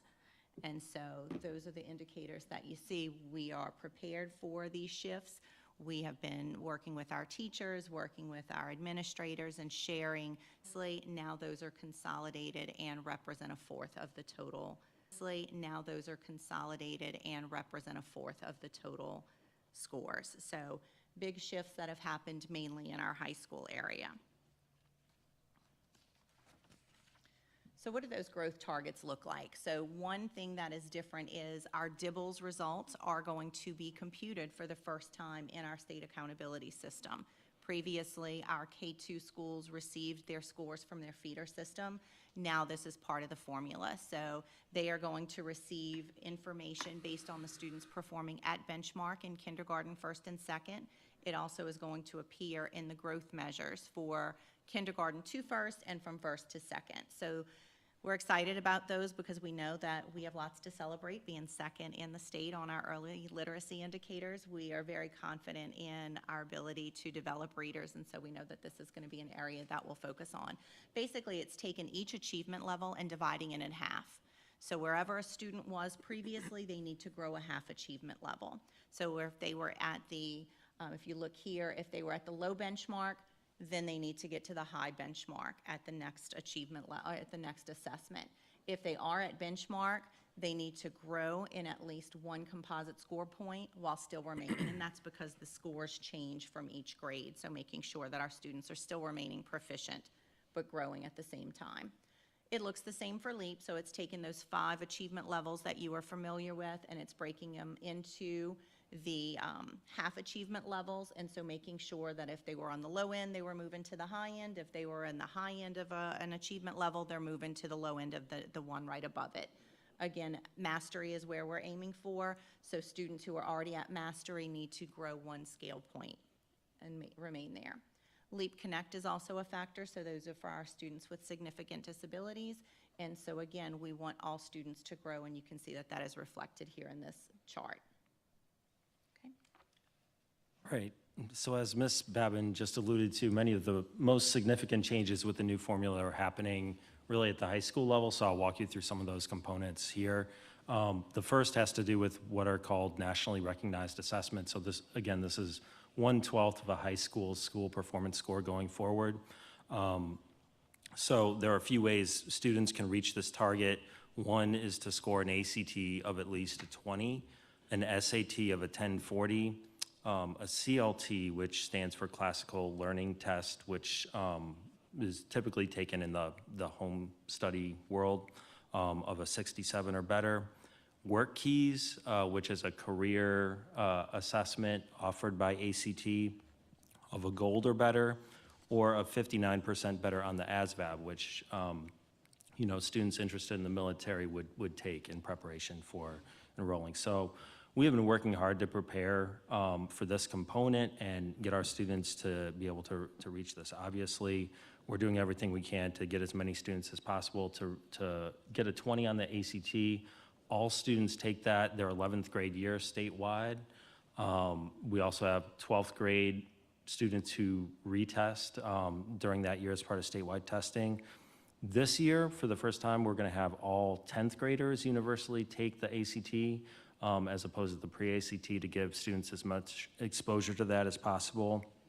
And we've also had, this fall, we've had some 12th graders taking vouchers to take the ACT an additional time. So all told, we are potentially offering students as many as 4 times subsidized by the district to be able to take the ACT.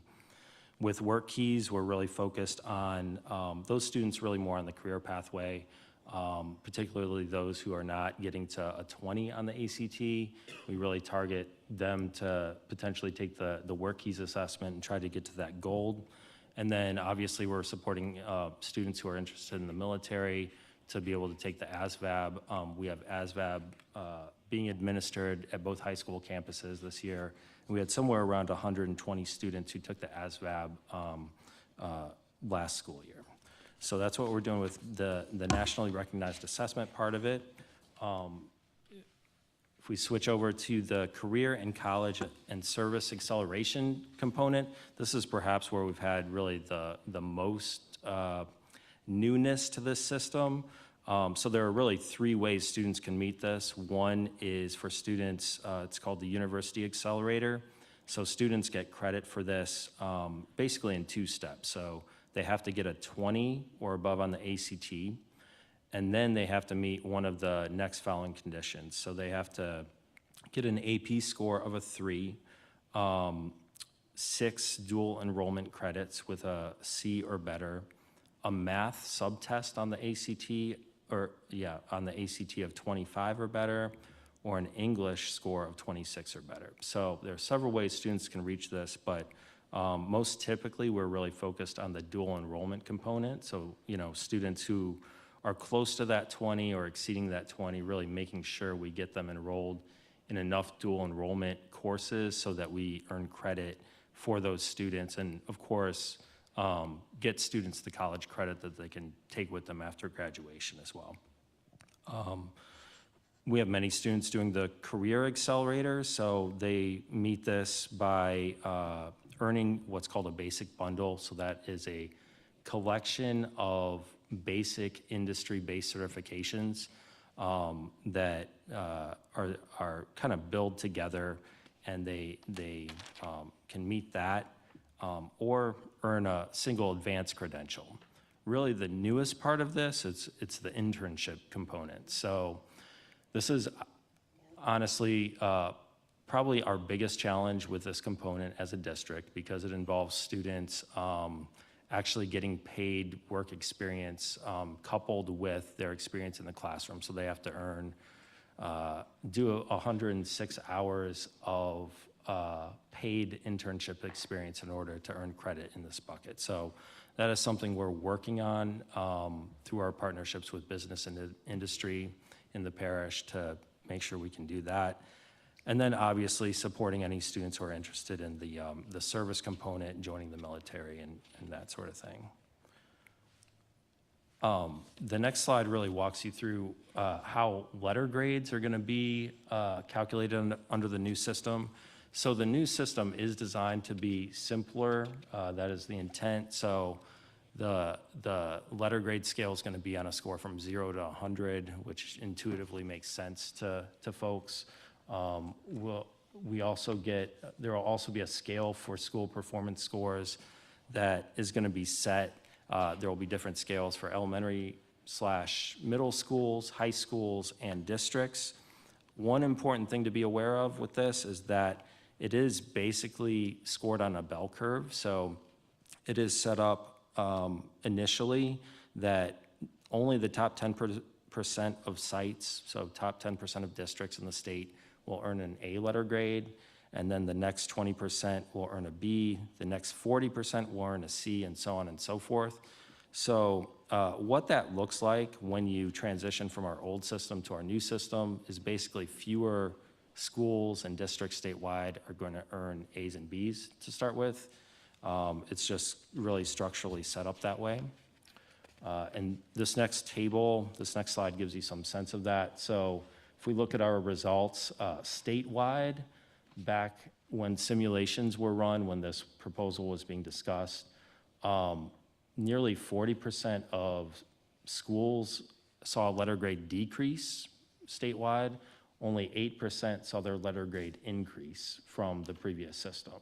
And if you look down at the bottom row, nearly 81% of high schools saw a letter grade decrease. So this has to do with many of the things, many of the ways high schools were really performing well are no longer rewarded as heavily in this new system, especially the career components, the graduation index, and so forth.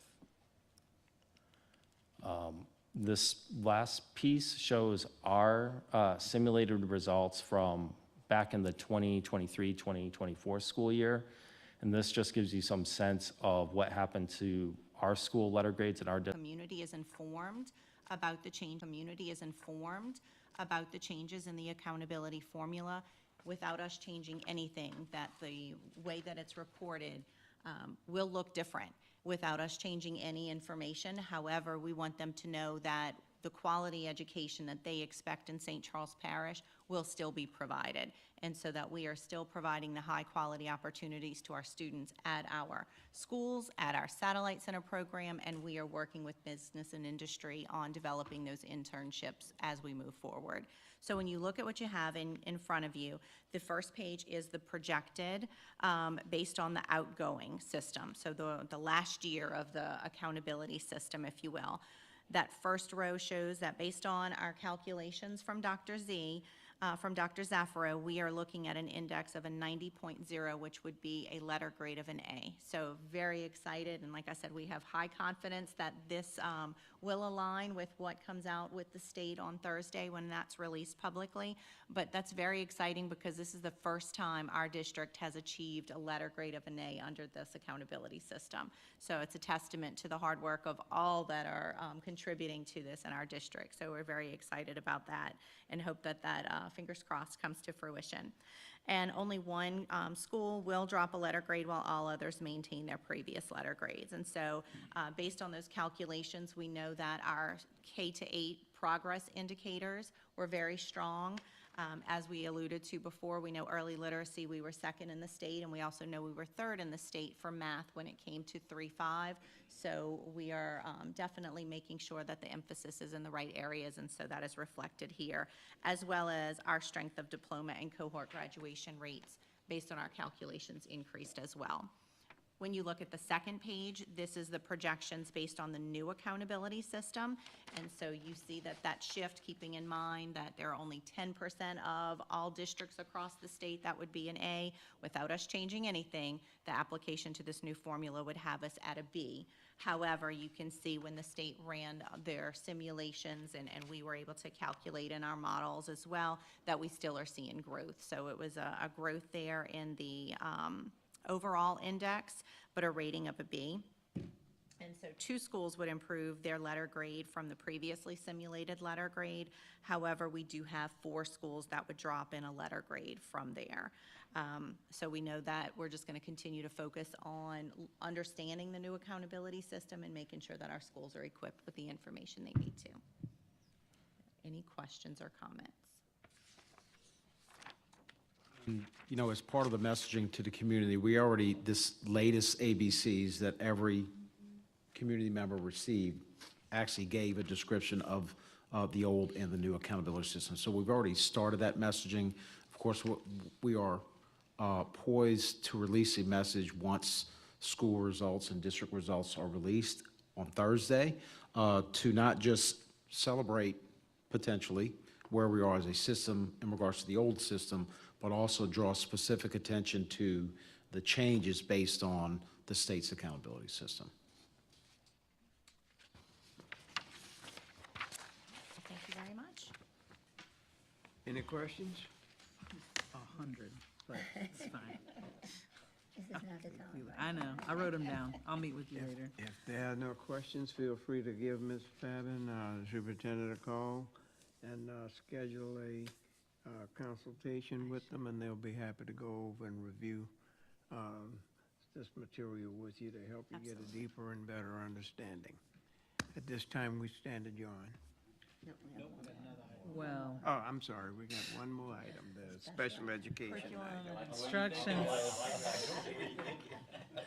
I was like, Mr. Chair, can I start? Yes, sir. Thank you. So the board has been informed through my communication to you relative to some challenges we're experiencing district-wide. We've mentioned those challenges even as recently as the last board retreat, even during the summer. And we're going to get a little bit further into the actual data that's driving some of those challenges. As a district, certainly students with disabilities has seen a significant increase the past few years, which will which we'll take a look at. And just special populations in general. While our student population has decreased the last 5 to 7 years, our special populations, when I mean special populations, students identified with disabilities, gifted and talented, EL population, and students identified as 504. Those areas really constitute what we've seen larger increases of those populations of students, while we've seen an overall decrease in our student population. Challenges that have come up as a result of some of those populations increasing at such a significant rate, we felt it necessary to start a task force this school year where we have representatives from every school as well as most departments that are directly tied to instruction to really uncover both our successes, things that we're doing very well, as well as our challenges, and then provide some recommendations from that task force to district leaders and hopefully potentially address some of the challenges we are seeing. Parallel to this task force that met about 3 weeks ago, that really made some recommendations in these different categories, whether it's professional development, whether it's the structure of, and we looked specifically at students with disabilities, that population at our last task force meeting. We looked at, or we had what we call domains or buckets where we really dove into professional development, the structure, our communication to both parents and stakeholders, as well as behavioral supports. So when we look overall at what took place with that task force, it was a very strategic meeting, and Yes. Okay. It's okay with him. As Dr. Ortling stated, that we have increased our disability population more than 30%. And with that comes its own challenges, and through that we have responded in increasing the number of teachers that we have to support these students. With this increase, it is across the state. It's not just St. Charles Parish. It is across the state, as well as there are national trends to support this upward trend that we are seeing. We've included the gifted and talented data here just because the task force is going to be reviewing this information with you guys. So this is just right now for us to reference, but also for us to revisit at a later time with our task force in our response to this increase in numbers as well.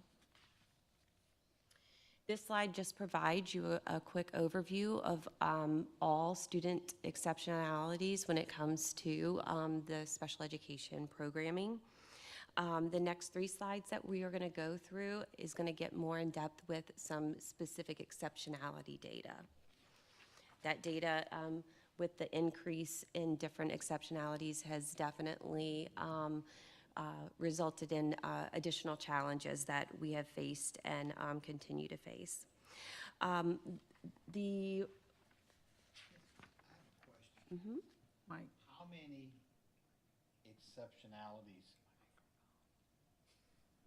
How many exceptionalities are there? I mean, that's probably hard to determine because there's probably some out there we don't even have in the district, but I mean, just off, I mean, is it mostly, just say behavior disorder, emotion disorder, you know what I'm saying? Which is the largest percentage of our special needs? So I can answer that one for sure. Okay.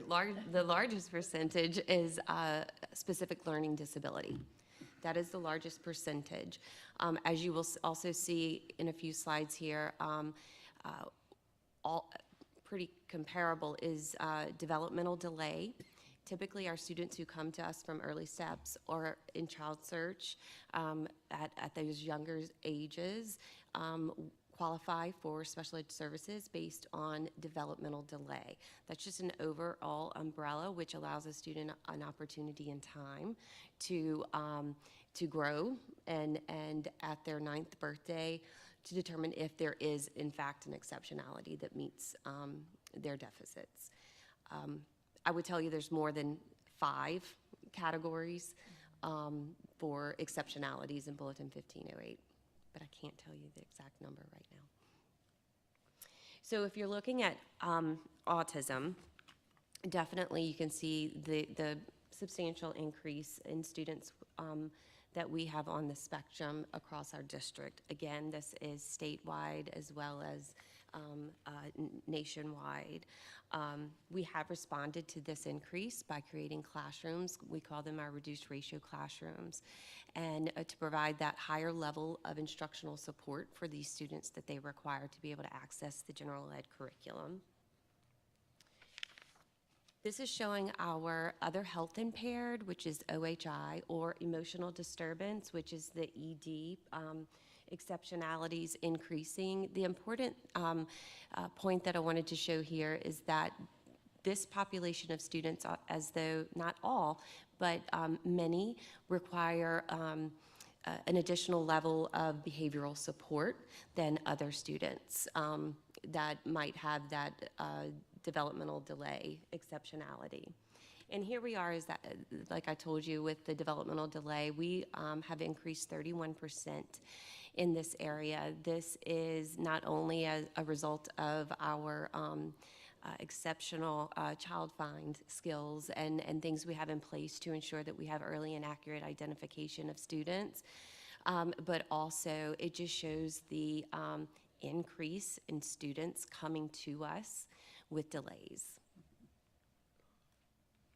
And I know Ms. Van Hoven has stated repeatedly, this pairs right with national trends. That is absolutely the truth. Whether it's superintendents that I talked to through Eastern States Consortium, my wife actually just attended an NAESP board meeting this past weekend, and she said that their number one concern in talking to other principals was exactly this: students identified with disabilities, especially at the elementary level. So it's very much similar to what you're seeing across the state and across the country.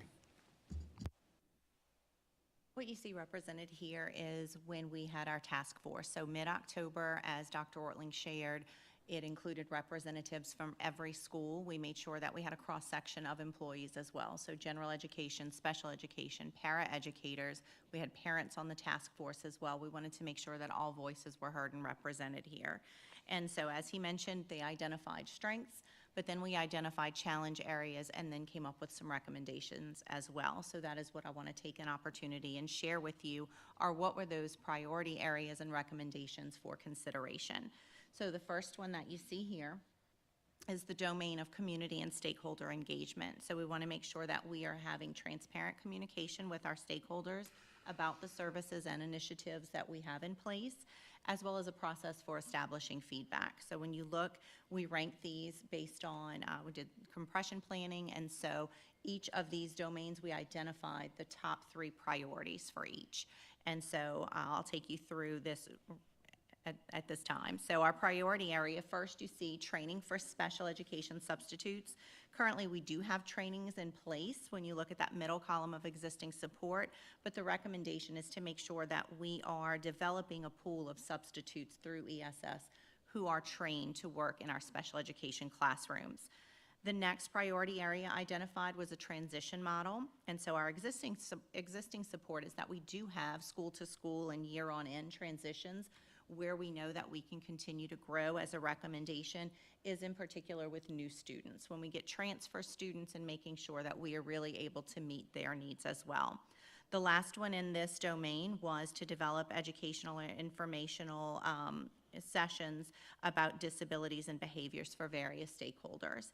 And so we do have our parent groups, we have a parent IEP handbook, as well as specially designed instruction, but we do want to make sure that we're continuing and extending. So the recommendation there was to make sure that we had something specific for each stakeholder group. The next domain that we looked at is the behavior support program. So this was definitely one that we had lots of conversation about, and we know that with the data that Ms. Van Hoven just shared and the increases in some of those particular disability areas, this has been an area that has provided some challenge for us. And so we want to make sure that we are truly providing the best education for all of our students. And so this is where our group, our task force, landed with some priority areas. So you'll see some overlapping themes as well, that as we go through the 5 domains, you'll see some reoccurring recommendations as well. So the priority area identified here, first and foremost, was a behavior interventionist at every school, someone who truly is trained in understanding the behaviors and being able to intervene, that is their primary responsibility. And so the existing support is that we do have 2 BCBAs on our district staff. The recommendation is that we would continue to look at the workflow and determine, do other schools need those supports, and do we need to look at possibly, does the data indicate that we need some additional positions there? The next priority area identified, again, you'll see training is coming up as a recurring theme, and this is training all staff on those behavior strategies for challenging behaviors. So we do have safety care in place. That is a current practice, and people receive training, including our paraeducators. They just participated in some training on Wednesday with our student holiday.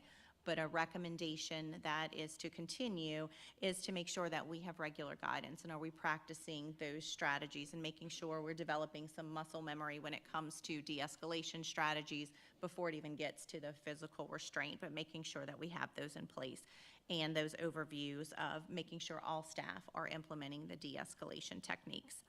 The next one is to provide extensive training to our faculty and staff to learn about just understanding autism and extreme behaviors.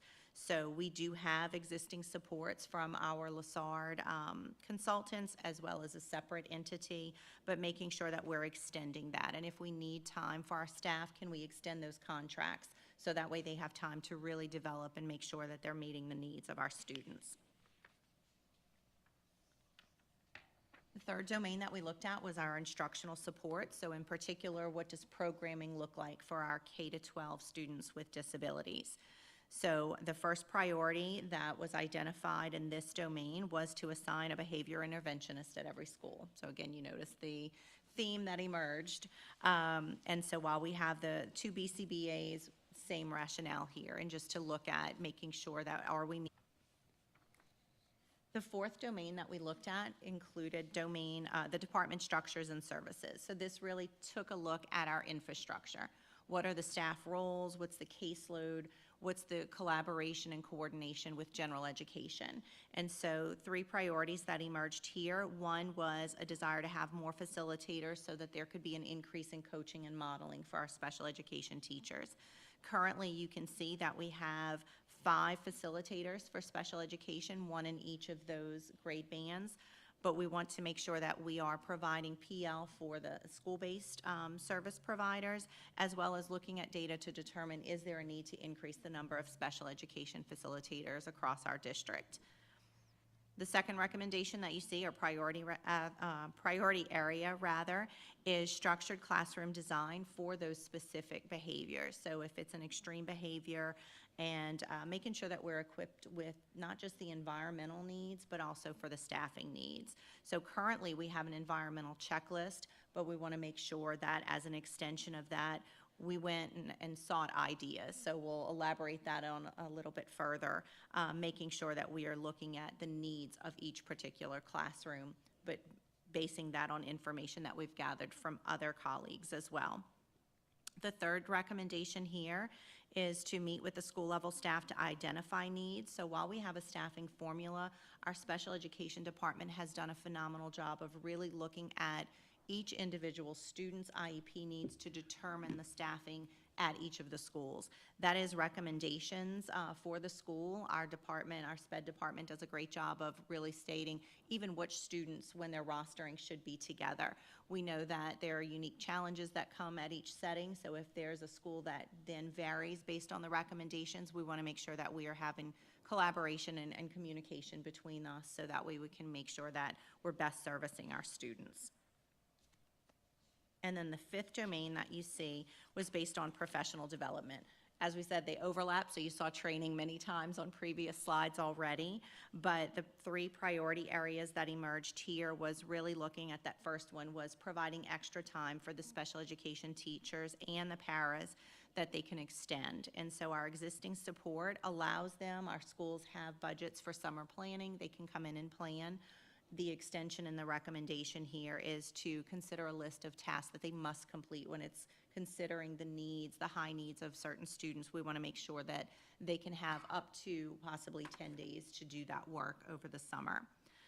The second recommendation was to add a flex or permanent special education teacher. So while we currently have ERTs and we have flex placement teachers, we don't have them that specialize in SPED. So that would be the extension, would be to hire some ERTs just for special education. And so that would be much like when we have our pre-K subs who have specialized training. This would also make sure that they are adequately prepared to cover those classrooms. And the last recommendation under professional development by the committee was to reconsider our co-teaching model for special education. Basically, those staffing considerations, are they spread too thin perhaps, and having to cover in many classrooms for those needs?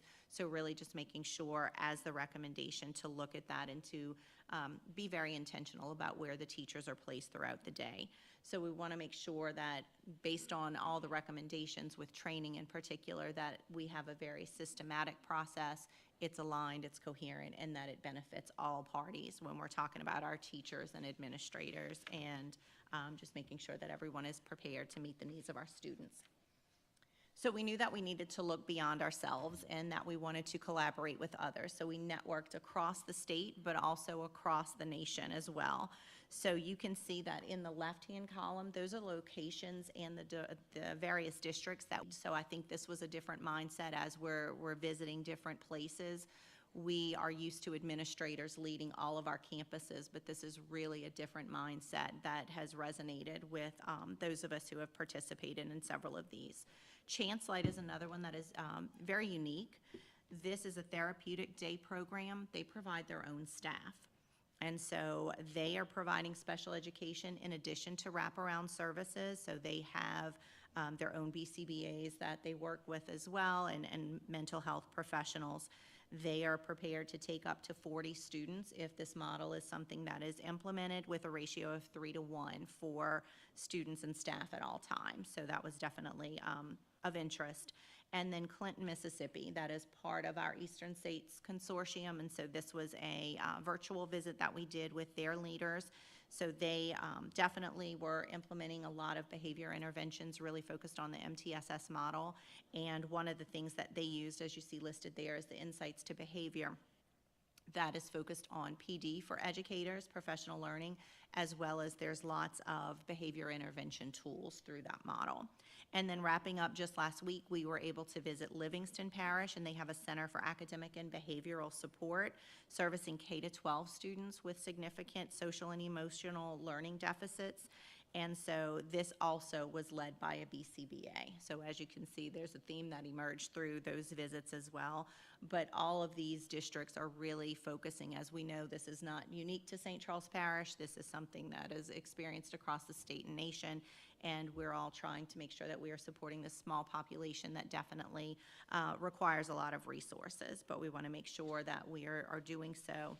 And which takes us to this slide. So looking at those options, we want to consider, is there a possibility for us to explore a behavioral and a therapeutic program in St. Charles Parish? So our district level leadership team explored some of the places that we have currently in our buildings.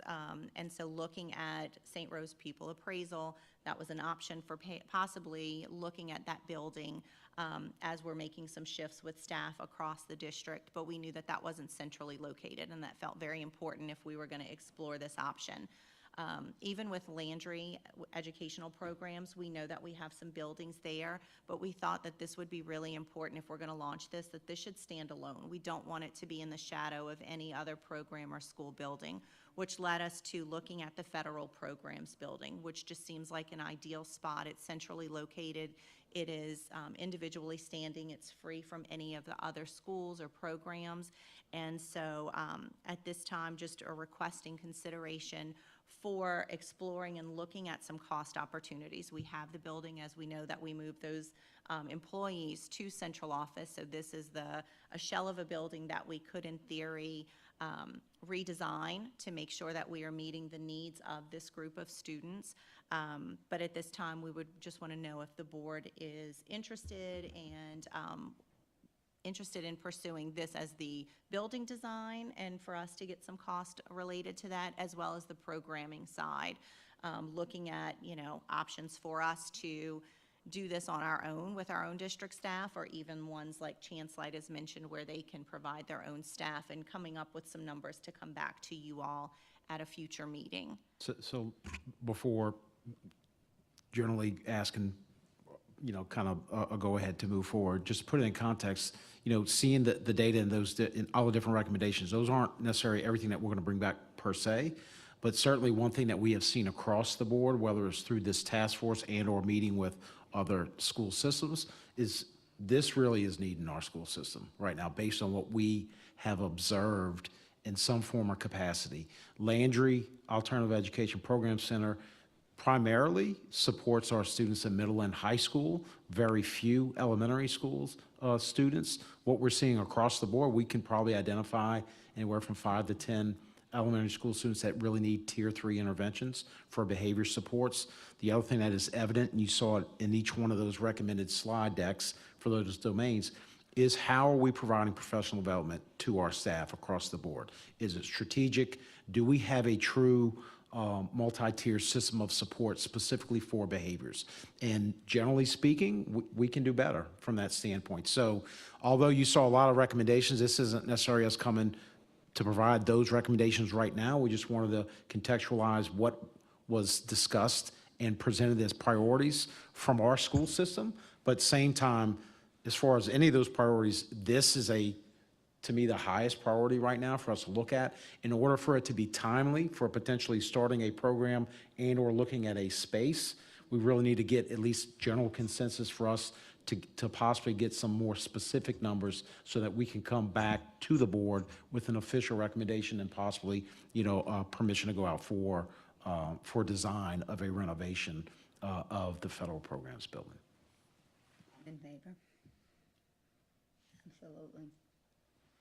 I did just have a question, not kind of related to this. Should we be concerned that with the increase in everything that you showed us, there's a decrease in talented students in our district? That is the topic for a future task force, so we definitely want to explore that, yes.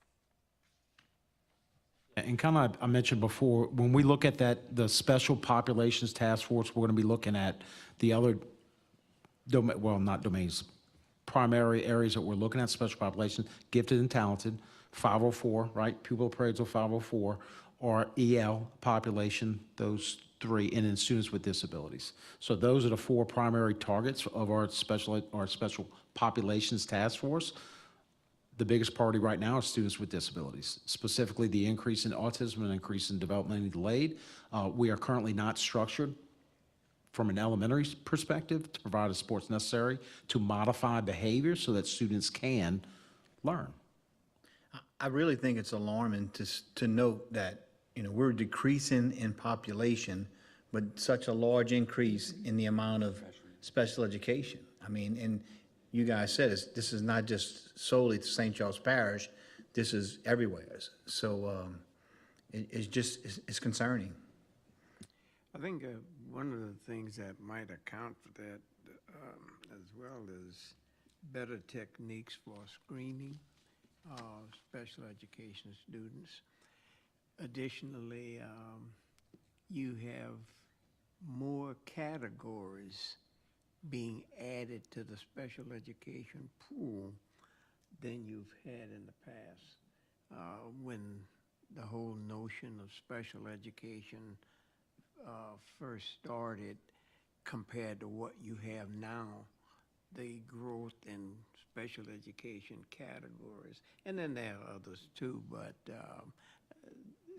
and then what you call special education is not alarming to me, because when you Scott just asked about you're talking about kids who are really intellectually superior.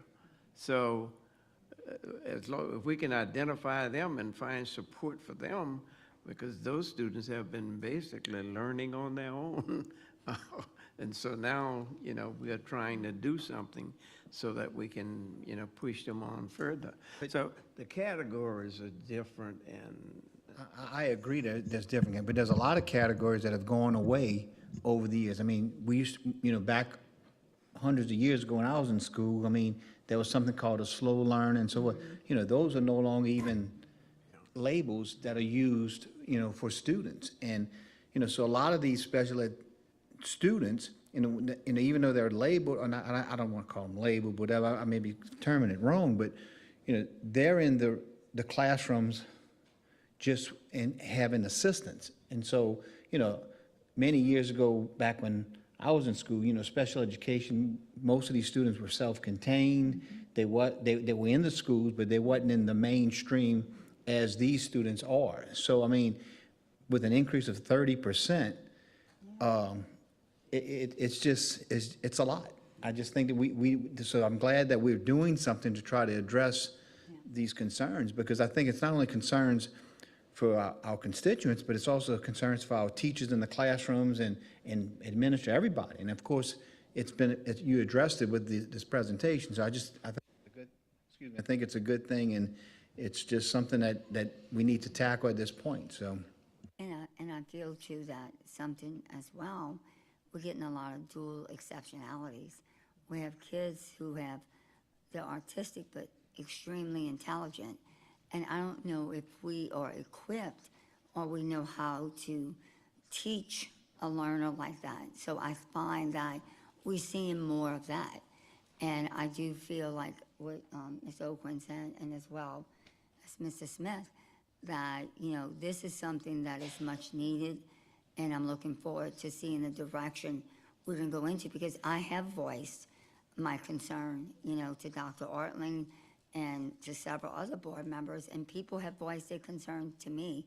So I'm glad that we are taking that step. As usual, we're being proactive and knowing what we need to do to make sure that all of our learners, all of our children are having the ability to be able to learn. But it's kind of on the record that I said it, and then the other people that are in the room can maybe pay attention to this part of it. When we do a design for a building, and since you already have building redesign on there, I just want to make sure that when this is thought about, we are including a BCBA in it. We are including our special education people that can identify, because you can't just say a sensory room and know what a sensory room really is, because some people on the spectrum need a lot and some people on the spectrum need completely different. So you just have to, just please promise me, whoever does the bidding, whoever does the planning, that we are remembering that this is a spectrum of wide varieties where different levels of supports are needed. So that's all I had to say. Thank you. That is absolutely a priority for us. This is going to be a unique, what we hope the board will approve, will be a very unique setting specifically And the designed for messaging that. about it and the identifying of it, and it just you have to be careful with it, okay? Yep. Thank you. Yep. Tender So thank you. hands So, promise. Along with that, I think a redesign of that building is a bad move. I know you would like to have serve students in the fall of 2026, but we would be better off constructing a new building from ground up for several reasons. One, that place is too small. You're only going to have space in there for staff, not the students. It's poorly located. It's located on a corner of the property rather than centrally located. I would suggest that we look to constructing a new facility. I agree with Mr. Alexander, and I was going to make a recommendation there for you guys to consider as you continue to debate and deliberate on this matter, that I think that if we want to get into the business immediately, that we look at this building as a temporary solution with a long-range plan to build and construct a facility. And I think that constructing a facility would also, it doesn't look like you're taking a hand-me-down and giving it to a special population of youngsters. But if you were planning to, build a new state-of-the-art facility that included all of what, we're talking about, then that's the direction we need to go. But the short-term solution to start the program as quickly as possible, I think that we could, pursue that option. So thank you for the board's feedback. Certainly in our preliminary discussions, we had talked about evaluating a kind of a total tear down, not necessarily of that building, and or renovating it, because it is made of solid steel beam structure. So it wouldn't look anything like, even if we renovated it, it looked nothing like it currently looks. However, we were going to look at both options, right? Is it more cost effective to just level the current building and create a new one, and or just create a new one? So those things are certainly in our minds relative to that, to bring back to the board with different options. And we want to make sure it is state-of-the-art, to your point, Mr. Smith, and that it provides the best environment for our students. So thank you for that. Thank you. Okay, we want to show a thumbs up if Yes, we sir. want to direct them to continue to pursue this. Okay, thank you. Okay, thank you. And we'll bring something back in December. All right, any further questions for this group? If not, then I'll entertain a motion to adjourn. I second. Move. second. Okay. Separation. So there's a plan in place, there's separation. So there's a plan in place, there's no vacancy for number 14 at this moment, and we are currently going to be advertising for number 16. And then number 13, was that a product of, that wasn't a product of screening or anything? It's just a very odd term of tenure. Yeah. And certainly it is, disappointing when we, onboard someone and then they quickly exit. However, we are going through the process of exit interviews and looking at all the, I do think some of it was personal, but we're going through our very thorough process to understand. We understand that high cost and what that means to us and what we need to do to make sure we prevent that at all costs in the future. I do want to bring to your attention number 18 and 19, since we just finished the SPED presentation. Those are 2 of the 3, so thank you very much for allowing us to add 3 SPED ERT positions, but those are 2 of the 3 that will be supporting our elementary schools. And so we are interviewing this week. Ms. Van Hoven and team are interviewing this week to hopefully hire our 3rd SPED ERT. You all approved 3 for us, and I can tell you the onboarding and the training, as was just shared at this table, HR is a big part of just making sure that that happens with SPED, and making sure that we are onboarding the employees appropriately. And I'm very impressed with the training that these 2 individuals received prior to go into the classroom. Very intentional, very strategic, very focused to make sure that they have all the tools and the resources necessary to support our kids in these settings. And so we are definitely moving in the right direction, and it's exciting to see this work happen. So I just wanted to share that with you all. Any other questions from Mrs. Brown on the personnel items? Okay, thank you. Thank y'all. The second and final item this evening for the Personnel and Policy Committee is revisions to Board Policy 4.6.13, retirements, and this is for a first reading. And we have Mr. White. And I'd also call to your attention, there's 2 attachments for this item.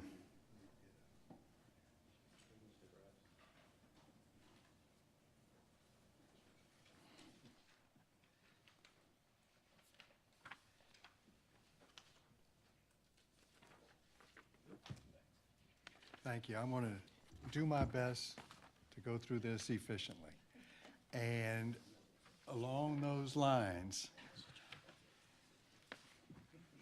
the 2 handouts, I've got them labeled in such a way that if you've got the proposed policy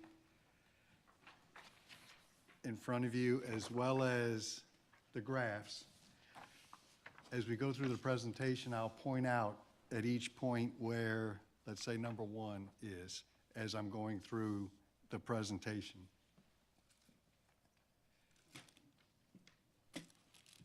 I've discussed many times what our objectives are and with this proposed policy. One of the biggest challenges is aligning how much the retirees pay compared to active employees in a way that's fair to the retirees and in between the various plans. So what we're talking about at first here are the base plan, high option plan, HMO plan. And each of those has 4 types of coverage, what we would normally call employee only, but I want to refer to as retiree only because these are for retirees. Retiree only, retiree plus spouse, retiree plus children, and retiree plus family, which is spouse and children.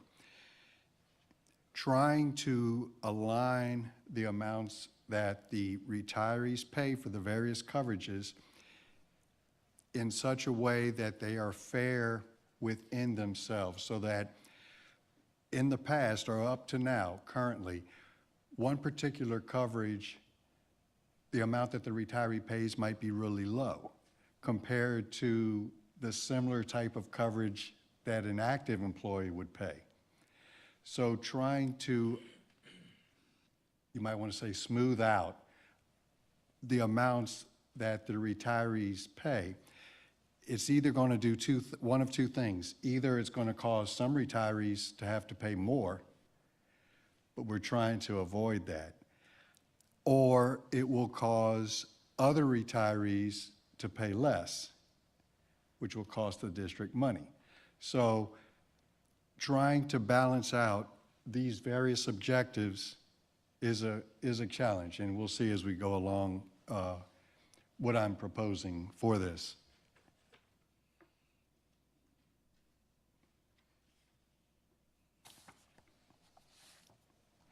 Keep in mind that these plans are only available to retirees who are not Medicare eligible, because those who are Medicare eligible have to go into the Medicare Advantage plan. And we only have 298 retirees that are on these plans, as opposed to having more than 900 retirees on the Medicare Advantage plan. So having fewer than 300 on these 3 plans versus over 900 on the other plan shows you that these particular plans do not have that high of a percentage of the retirees. Also, keep in mind that these plans will only be available to retirees probably for no more than 10 years, because retirees, they would not be able to retire, generally speaking, until they're 55 at the youngest, and would only be on these plans until they're 65 and become Medicare eligible. So not only do these plans cover a relatively small percentage, let's say a quarter of the retirees, it only covers these retirees probably no more than 10 years before they are Medicare eligible and then go on to the Medicare Advantage plan. One of the things we've talked about in the past is a recommendation that retirees hired after June 30th, 2013 pay the same rates as the retirees hired before June 30th, 2013. Up to now, there's been a distinction between those two. There are only 3 current retirees that were hired after June 30th, 2013. Our recommendation is to have those 3 pay the same rates as the other 295. One thing that's been discussed is how do we give credit to the retirees for their time of employment with SCPPS. And we've gone back and forth on how do we treat their time of employment. What has been done up to now is that they've been given 100% credit for the time that they've been employees of SCPPS. That's been the practice up to now. So if a work for us for 10 years, leave, come back and work for us for another 10 years. We'll give them credit for 20 years. Since that's the practice that's been in place, our recommendation is that we continue with that practice. Or else what we would end up doing is basically taking away years of employment, credit for years of employment that we have previously been giving the retirees. One thing that is different that hasn't been discussed with the board is, one thing we want to do is deter people from coming to work for us at the very end of their career, just so that percentages are as we move along. The challenge is, how do we apply, basically we're going to apply percentages, that it will be a percentage of some other number. The challenge is, what is the best base for those percentages to be applied to? Should we apply percentages of what the district pays for active employees or contributes to the rates for active employees? Should we use a percentage of what the active employees pay, or should we use a percentage of what the total premium equivalent is? So I've ran all the numbers and settled on a method that accomplishes as many of the goals at the least amount of cost to the district, but still is fair to the retirees. And that amount is, or that base would be the total premium equivalent. Earlier,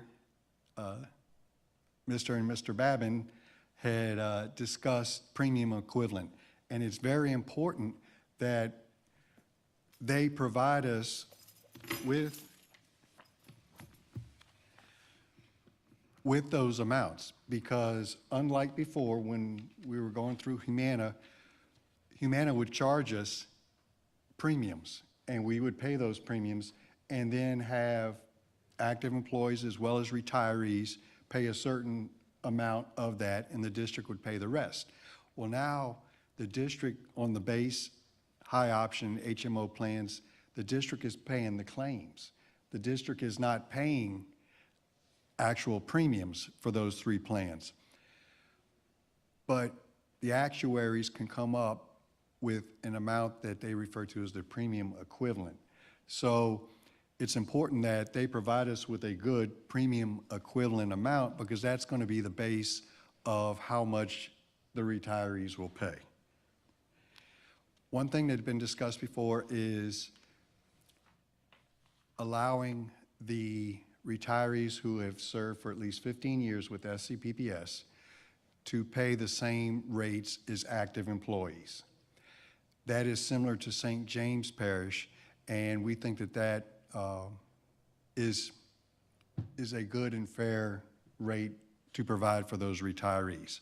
At the same time, we want to continue what we've been doing, which is providing retirees who had served at least 20 years with us to pay zero for their own and only their own coverage under the base and HMO plans, not the high option plan, because that is a much more generous plan.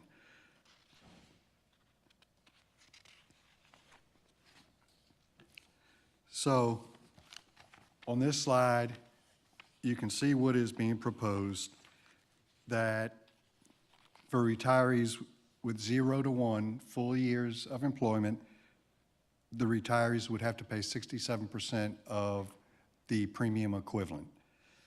From 2 to 9 full years, yes, sir. How can somebody work less than a year or 1 year and retire? They would have gotten service credit with another school system. They could have worked for Several other school systems. correct. They could have worked for 25 years in another school system and then come work for us. Well, how could they retire from working 1 year with us? Retire from our... They don't retire from the school system, they retire from the state. It's the state retirement Okay. system rules. Okay. And so it ends up being kind of a statewide type of thing. but we end up being on the hook for their health So insurance. we should not be on the hook for somebody to work for a 1 year or 10 years, probably, somewhere closer to 10 years before we're responsible for their health insurance. Well, we're required to by law to offer it. The question becomes then, at what amount, what amount should they pay and how much does the district contribute? We still have to follow the guidelines of the Office of Group Benefits, even though we're not members of the OGB. We have to provide a certain amount. Why can't we just make it simple as paying the percentage of the time they work for us of the, let's say a person worked 30 years and they worked 1 year for us. Why wouldn't we only pay 1/30 of their premium? That would purpose. So we're kind of on the same page in terms of not allowing people to work a very short period of time. They would still have 33% of their premium equivalent paid for by the district, but 67% they would have to pay themselves. And that in of itself should be enough of a deterrent to keep people from coming to work for us for a year or 0 to 1 or 1.5 years, just for the purpose of getting on our insurance and having us pay that much. Well, the other thing there, we pretty much control that through our, Human Resources Department. The only time we will hire somebody in that kind of position, if it was a position that was, that wasn't anybody else that we could hire. Normally, we would pick a much younger person who can grow with the district rather than, if we had options. But if it was to fill a role that there was nobody else available, then you would do that. But we pretty much control that, and we could go through all these different scenarios and whatever. It would be all night trying to do that, Mr. Smith, we've just to got a good. clarify your statement, if you could just clarify to say that the school board is not saying that we try and strive to hire younger individuals. We hire the most qualified individuals. Just want to make sure that we clarify that. Well, I don't want to get too much into more clarifying that, because I don't want to set up a situation where it looks like we are doing some things that, but my point, I think everybody understands what I'm saying. We make every attempt to hire the best qualified person, and if we consider a person who's been in the business for 30 years, we got that application, who we presume will probably be leaving after his 30th year or 33rd year after drop, and we've got a chance to pick up another person. Now, if there was some specialty field that we could not fill the position, then, we're stuck with having to do that. But I think we can control that through our personnel department. So you can see as you go through the slide, the lower percentage that the retirees would pay based on how many years of service that they would have with us. For retirees with 15 to 19 full years, they would pay the same rates as active employees. At 20 or more years, they would pay 10% of the premium equivalent, except that they would pay 0 for their own coverage and their own coverage only under the base and HMO plans. At this point, on the policy, you can see number 1. And number 1 in red is a description of basically that slide. So that's what that portion of the policy relates to. And then you can look on the graphs for number 1. And without having a schedule of all the numbers involved, you can see the graph shows the proposed amounts in orange and the current amounts in blue. And basically, in all cases, except for the 0 to 1 full years, where the retirees would pay more in the future than they do currently. And like I say, we have none of those retirees at this present time, so this would not affect any current retirees. But the first page is the graph. Yeah. So it shows the comparison of current and proposed. And you can see in general, they go down based on the years of service that the employees would have with SCPPS. I want to point out one thing, though. If you look at 2 to 9 full years of employment, you can see that one of the highest bars, the blue is the same as the orange. That is an example of how using a percentage.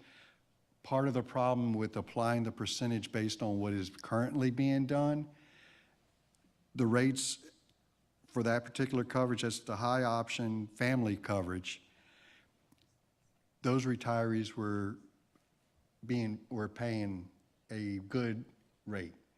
And so in an effort to keep them from having to pay too much more, we've had to use a percentage that basically results in a lot of the other retirees paying less. I think that might be the only category where there would be an increase in the rates, and it would be $1.42 a month. And I think there's 2 retirees that fall into that category. So that would be the limit of retirees that would have to pay more in the future.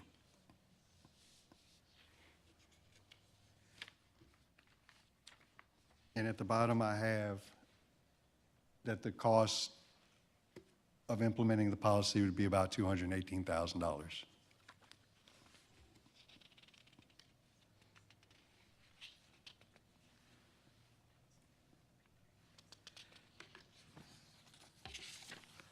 Part of the challenge of doing the retiree rates is that unlike active employees, retirees may also have surviving spouses because the retirees may have passed away. So you may have surviving spouses, you may have surviving spouses with children. So there's additional wrinkles to this situation. And so if you look at graph on number 2 and 3 on the second page, you can see the orange shows what the rate would be for a retiree only. The rates are not provided to us in a way like what is the rate for a spouse? There is no spouse rate. So the logical thing to do is take the rate for retiree plus spouse and subtract the rate for the retiree only. So number 2 shows what the spouse-only coverage would be, which is the difference between retiree plus spouse and retiree. And then number 3 shows what the rate for a spouse plus children would be, which is retiree plus spouse plus children minus retiree. So 2 and 3 is what is being described on this slide and is also what is shown in the policy on the top of the second page, number 2 and number 3.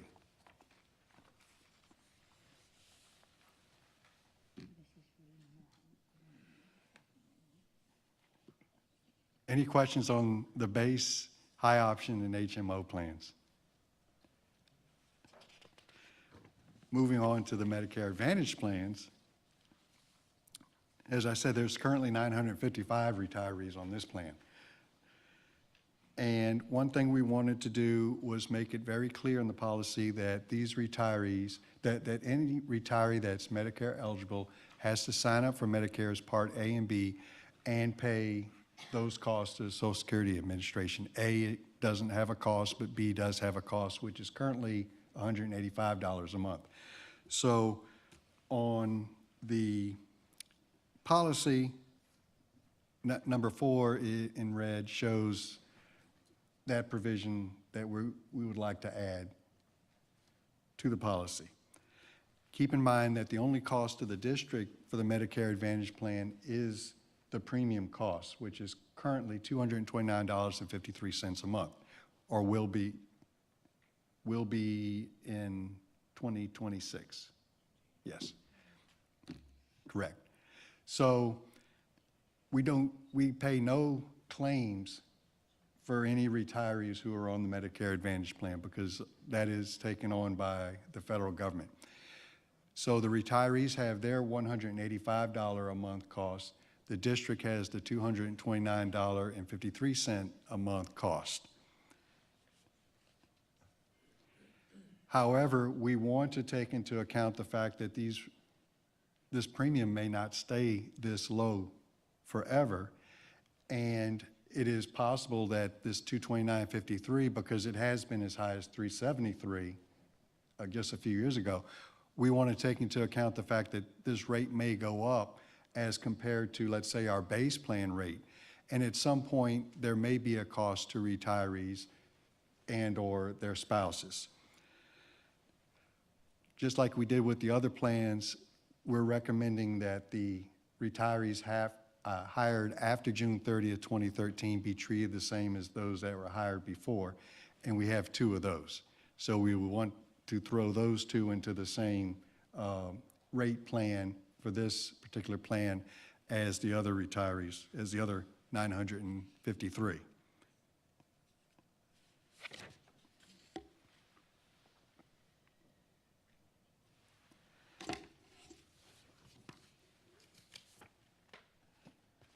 So as you can see, the orange line of the Medicare Advantage premium going up, it's not until it reaches $504 that the retirees would have to pay anything for their Medicare Advantage coverage, assuming the base plan stays the same.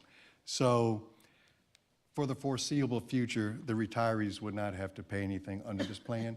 But we wanted to put in something, we didn't want to make that permanent. We wanted to leave the option, the possibility that the retirees would have to pay something for this Medicare Advantage coverage if the premium became that large. But for the foreseeable future, we don't see that happening. And on the right side of the number 5 shows an example of what a retiree would have to pay at, let's say, $580 Medicare Advantage premium. And I showed in red, it shows how much the retiree would have to pay. And even then, you can see it's a small amount. So that is what is reflected in number 5 in the policy, that section. Then we move to number 6, which is the amount for a spouse. My time's up. Huh? No.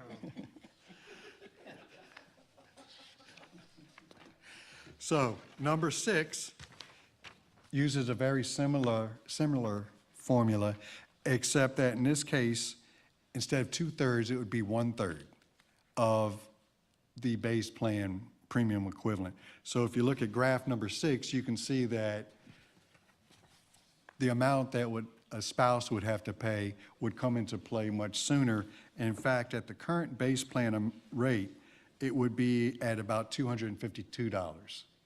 And this aligns very closely to what the spouses had to pay in the past. And using that same example from the previous page of $580, in that case, you can see in red on the right side what the spouses would have to pay, depending on the time, the amount of service that the retiree had with SCPPS. And that's number 6 in the policy.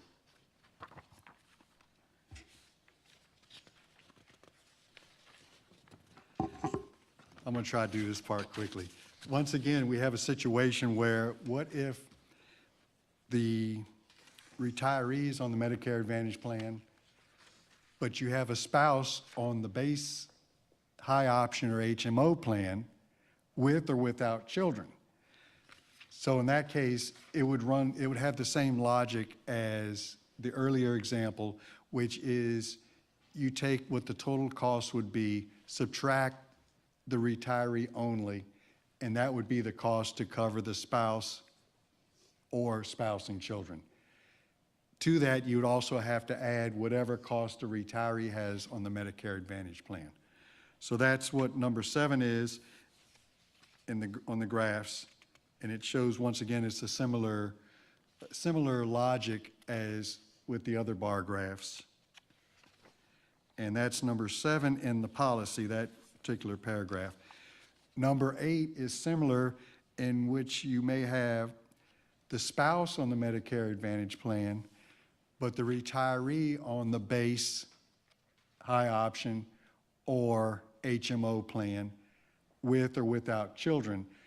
I don't have a graph for that because it's pretty simple. It would be retiree only or retiree plus children on the base, high option, or HMO plan, plus whatever the spouse would have to pay on the Medicare Advantage plan. So as no case, you may have a former school board, well, first of all, active school board members can be on the plan that is provided by the law and is already in place. But a former school board member who is a retiree of the school district can continue being on the plan, obviously, as a retiree of the school district. Another possibility is that a former school board member could be the spouse of an active employee, in which case the former school board member could get on the spouse's health insurance plan that the spouse is automatically being offered as a current employee. The third possibility is that the former school board member is a spouse of a retiree, in which case we would propose that the former school board member be allowed to be on the spouse's health care plan without the requirement of having been on the spouse's health care plan like 2 years prior to the spouse's retirement, because it's possible that the spouse retired while a school board member is actively serving as a school board member. And then the fourth situation would be a former school board member who doesn't apply or doesn't qualify for one of the other three. Just a school board member that just becomes a former school board member. In which case then we would propose that the former school board member be offered health insurance through the health insurance that we offer to our active employees and retirees. Keeping in mind that the former school board member would not be able to carry a spouse or children unless the spouse and or children already qualify under some other provision. And then the last part is that former school board members would still have to comply with the requirements of getting on the Medicare Advantage plan once they become Medicare eligible. So that's number 9 in the policy. Any questions? This is as thorough as anything I've seen put together. And I'm not saying that facetiously, I'm really not. I just would want to make sure for clarification, because I did get a little overwhelmed from the data, that number 9 essentially does not provide any school board member with any additional coverage that is not applied to any district employee and or retiree. Correct. The coverage would be the same as what is provided to the active employees, as well as to the retirees who qualify for those plans. We do not have any other plans. I think that's what you're saying, is that we don't provide, that we would not provide a more generous health care plan.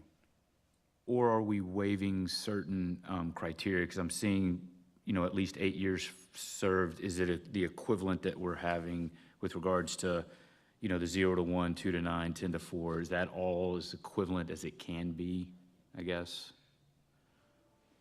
Part of what we're thinking is that the school board terms last for 4 years, but I think we'll be transitioning possibly to a 6-year term in order to get the school board terms to equalize to, I think, the governor's terms or one No, of the no, other things. so, well, what would be is if adding 1 year to one of the terms to align to the governor, to the governor's cycle, yes, thank you. So at the most, like, if we did it, it would be 1 4-year term, be a 5-year term. That one term, if you extended it 1 year, that would be it. If we decide to do that as a board. That's, yeah, if it's keyword. We want to do that. So what we were thinking is, we just thought that 8 years was, and it can be anything, but we thought that 8 years was a fair amount for a school board member to have served in order to be allowed to be on our health care plan. It could be 4 years, it could be 12 years, but that was just an amount that we thought would be Yeah, fair. and I apologize for getting For some confused on that. research from other school districts who had offered insurance to their school board members as well as trying to determine appropriate amount of service time by board members to equivalent to what we provide for our retirees, because it is not reasonable to think that board members would averagely serve 20 years. So 8 years is the general range of what's considered longer tenure for school board members in the state of Louisiana. It won't affect me. It won't We got affect some me. curve busters on this board. It won't bother me. Just to restate, I think every board member ought to have 30 years before they get eligible for. Just to go back on my Before they statement, I could did be say the eligible for average, school I board think Mr. retirement. Smith is exceeding the average. I did say the average longer tenure. Most school districts, the school board members are not serving multiple terms, so the. Says thank you for putting up with me on this, and instead of questions, because I figured you would ask me all the questions up to now, so thank you so much. Board members are gonna have 40 years before they get to be. I agree. I Before they agree. get eligible. That category, we have one. I agree. Everybody should wait till 40 years. Thank you, Mr. Ron. That was, Thank you. yes. We get a, I have a motion to adjourn. A motion, a second by Mr. Alexander. Committee is Oh, is vice adjourned. versa? we call the Capital Improvements Committee to order. Capital Improvements. Oh, shoot. Yeah, I'm about to die too. Battery backup. They're all dying. Power brought on board here. It can, The backup is the backup. Improvements Committee consists of Mr. Smith and myself. And the first item on the agenda is 5.01, change order number 4, Hanville High School Cafeteria Expansion and Renovation Project. Mr. Rome is joined us, and he'll go ahead and grab from here. Take it, buddy. Good evening, everyone, and we appreciate Miss Yolanda Burks being here and waiting patiently for these items. We also have Mr. Rogers, who worked closely on this project with us as well. You see before you a very small change order. It's to furnish and install 3 pull stations as per state fire marshal associated with the cafeteria renovation expansion in Hornville. This is in the vicinity of the fire walls that were installed. They were not, originally on the plans, but the fire marshal denoted upon his inspection that we needed them. So we're coming forward today to request this change and, of course, be in compliance with what the fire marshal is requesting. So we're here for any questions that you may have. This is 2 issues with regards to fire concerns with this one project. Am I right on that? Yes, that's correct. To me, that's concerning. Can you help me understand how this happened? Well, I believe, tell me if I'm wrong, but when we came into this project, maybe late last year, October, we perhaps neglected to look into, I guess, code compliance as far as the overall capacity for the building itself. I believe it was already kind of at capacity, so that was overlooked. So by adding the addition, we had to make some adjustments because of that. So we looked into maybe, I believe, doing fire-rated doors. But at that point, we wanted it to be open, and I believe that addition had to kind of exist as another dwelling separate from the school. So we came up with the fire curtain arrangement so that it could exist separately, and we would not be in violation of, I guess, the capacity of the school as a whole, and also keep it open to the existing cafeteria. That's my understanding. And I appreciate that info, and also I'd say the project was kind of fast-tracked, so at that point in time, we were moving quickly. I'm not sure that a full fire marshal review was achieved before we accepted the bids, so, you know, in turn, when the fire marshal reviewed it, there was some possibility for some changes. So we did see more than what we would like, but there were some deductive change orders on the job as well that hopefully counterbalanced that some. Overall, we had, 4 change orders, right, representing about a little over 5% of the project. Yes, sir, that's correct, and your change order log is at the bottom, with Yeah. this being one of the, well, the actual last project on the second page of that log. You could see original bid amount, the changes before you, and then the actual negative 0.536% overall change. Yes, sir. And how does that compare to our benchmark? What would you say our benchmark is? Yeah, I mean, it's always kind of been a national standard to be anywhere from 3 to 5% or less. You know, if you're in that sweet pocket or less, you're doing pretty good as far as changes go. I think, as you can see, our record is pretty consistent with that. You know, with that being said, you know, there was a large deductive change order on this project to start because we were over budget. So sometimes, you know, the numbers can get skewed. You got to dive a little deeper in them. But to your point, your question, overall, this does kind of fall in line with what we've seen, and we've had a pretty good track record with our change order percentages. Thank you.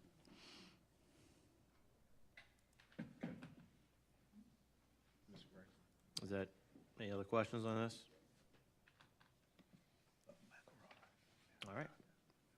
We'll go to 5.02, ratification of substantial completion, Huntsville High School cafeteria expansion and renovation project. Mr. Rome? Same project. We did, as per policy, visit with our board president, capital improvements chair, and vice president. Luckily, that's 2 people, not 3 in this situation. So 2 calls were made, and we conferenced, and after conferring with the superintendent as well, of course, we sought to seek ratification of the change order, being that the facility was ready before the board meeting. We didn't want it just to sit idle and the students not to be able to take advantage of it in the child nutrition department while we were waiting for the next board meeting. So at that point in time, they said it made sense to go ahead and start utilizing it. We did get with Ms. Darrenisha Gray and went through all the requirements for insurance and made sure that was placed before we started utilizing the facility. So we're here for any questions that you may have in regards to that. I believe they started using about 2 Mondays ago, 3 Mondays, Yes, sir. something like that. I remember it was the end of a week, that's all I remember. Yes, sir. All right, any other questions? Appreciate that. 5.03, bid acceptance of middle school auxiliary gyms and fitness rooms projects.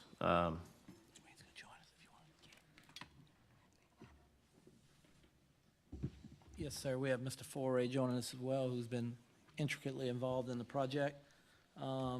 As you noted, this is the bid acceptance or potential recommendation for bid acceptance for middle school auxiliary gyms and fitness projects. There is a bid tally sheet attached. We received a good number of bids on this project, 8 to be exact, and you see that. Any other questions for the team? All right. Anything else? Nope. All right, 5.04, St. Charles Parish School Board update on policy 3.8.4G, name on school building plaques. Dr. Orling, would you like to Yeah, just, this is an agenda item we added based on our last month's committee meeting. A request was made for us to bring information back relative to our plaques.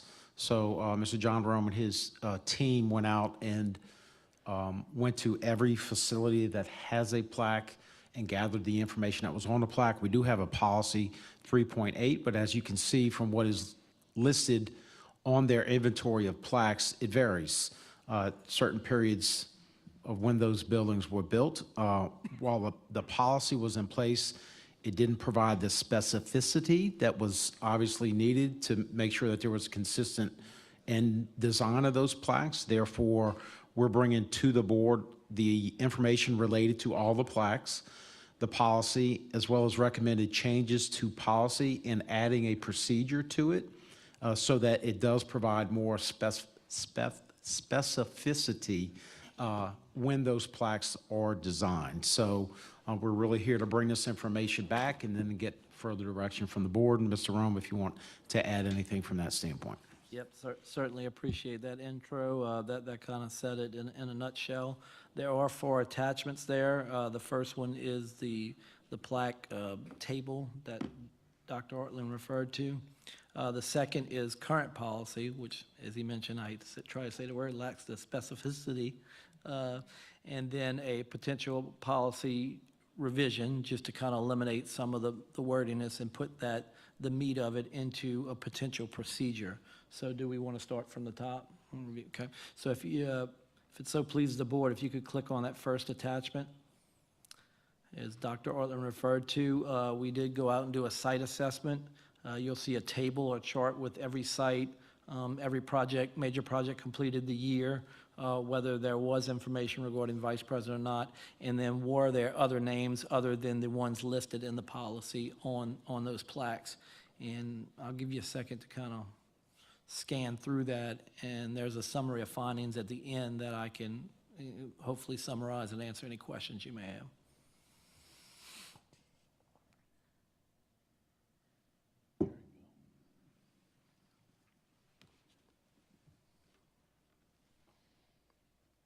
And NES is Norco, right? Yes, sir. Is what? Norco Elementary School. Yeah, Yes, is sir. that the one on Apple Street? Let me scroll up. SHS? That would be Student Health Services. Yes, ma'am. That's the old Norco school. Oh, So okay. I'd be glad to speak directly to any of them, but if it pleases the board, I'll go to the summary and entertain any What is, questions you may what have. is, Yes, sir. I had a couple of just questions on the abbreviations. Yes, sir. GH? Good Hope. Yeah, Makes that's sense. the one by Valero over there, the old school. One second. SPPA? St. Rose Pupil Appraisal. Yep, sorry for all the acronyms. Yeah. No, I was just, and SRE St. Rose? Yes, sir, St. Rose Elementary. Yep, And MC? Media Center. Yeah, some of these standalone buildings, as you can see, some of them did not have plaques. WBPA. West Bank Pupil Appraisal. Thank you, that's all I had. No, great. Thanks for the clarification. So if you kind of go down to the bottom of the table, there's a summary of findings, just to kind of put all this together in a bow. We do have 62 building plaques. There's 35 of which that have board president, vice president, about 56%. Number without that, just members listed by district, 27, about 43%. Plaques with additional information, not listed, additional info, and that could be a combination of contractor, engineers, lead architect, facility manager. All 62 of the plaques did have some additional information on them. The timing of change in a shift, when we went back and researched, it appears to be around 2014, 2015. Some of the reasons might have been for just consistency purposes. It oftentimes where an architect or an engineer would put the names of board presidents and such on the plans, and then when it came to the plaque, it was the new board and the new board president and the time of that shift and that transfer. So just for simplicity and consistency purposes, that kind of direction was just made to the architects and engineers regarding plaques. You see the cost of what plaques are. And then before you, with the other attachments, we do have the current policy and then a recommendation of a procedure. So just some highlights. Obviously, we're trying to get a little more prescriptive here. under Roman numeral 1, letter A, it talks about what a plaque would contain and how that information would be presented. School board members and corresponding district numbers, superintendent, facility manager, principal designer, architect, engineering firms, and contractor. The names identified for plaques shall be those who are holding office positions at the time the school board officially accepts the bid for a project. After some review, appreciate Mr. Gregson and some others for the clarity on that. It said when a contract was signed. Well, is a contract signed later? Is it when a new board takes over? To really try to provide some clarity there. Names of district staff identified for plaques shall be listed as it appears on the district's website, from middle initial, not middle initial, nickname, not nickname. It seemed like, it would be consistent if we utilize what is officially with the district's website and how it's listed. You see plaques would contain the following additional information, and then something to kind of ensure or help ensure a little more consistency going forward. Plaque standards, once accepted, if accepted, would be included in the district's uniform front-end documents and standardization list, which is currently given to all of our architects, where we might say, we want this type of ceiling tile, this type of carpet. Well, this is the plaque we want, this is how we want it to appear and read. And then also putting a caveat in there under D, any recommended deviations to the St. Charles Parish School Board plaque standards shall require school board approval at a regularly scheduled school board meeting, which always gives the board the latitude to add additional information as so they may see fit. And then finally, plaques shall be constructed of cast bronze and prominently displayed near the entrance of the building structure in which the project was completed. So this was our first stab at a potential recommended procedure to add some clarity to this, and we're here to entertain any questions that you may have and seek some direction, I would believe, as well. Mr. Rome? Yes. This, procedure, if adopted, would not acknowledge the president and the vice president of the board? None, the procedure, no, sir, not as written. Correct. Okay, and this would be for the future? This is would the be from procedure, this point. sorry. This would take effect if adopted November 19th.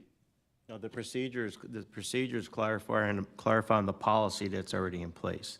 Currently, this procedure is not on the board agenda for Wednesday. So what they're asking for, operations is asking for, is direction as to whether to put this on the agenda for Wednesday, what's the board's pleasure.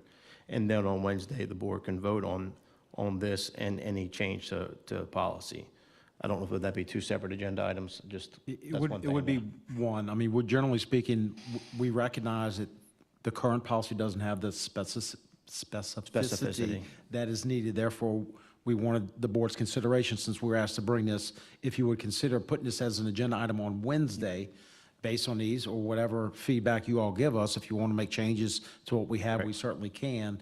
And in that way, it's on the agenda for Wednesday, or if you want to push it to December, we can certainly push it for December as well. But we're ready to go to put it on as an agenda item. We just need 24 hours prior to, which would be tomorrow, to add it to Wednesday's agenda, if that is the board's pleasure. Gotcha. So there you go, just clarification on that piece right there. So I'm not clear. If we adopt this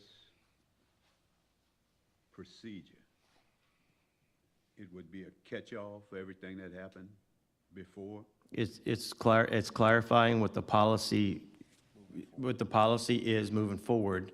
I think to your question, the answer of the consistency and the history of the 62 plaques is in the findings that we just reviewed a minute ago. Say that again? So the 62 plaques at the schools that the operations team went and spent numerous hours gathering, these 62 plaques is a history of what's on the plaques, what the percentage of president, vice president, but I think what you're seeing here is for the last 10 to 11 years since 2014, it's been the same thing, consistency put on there, that we haven't used president, vice president since 2014. Okay. But we did under the old policy and procedure.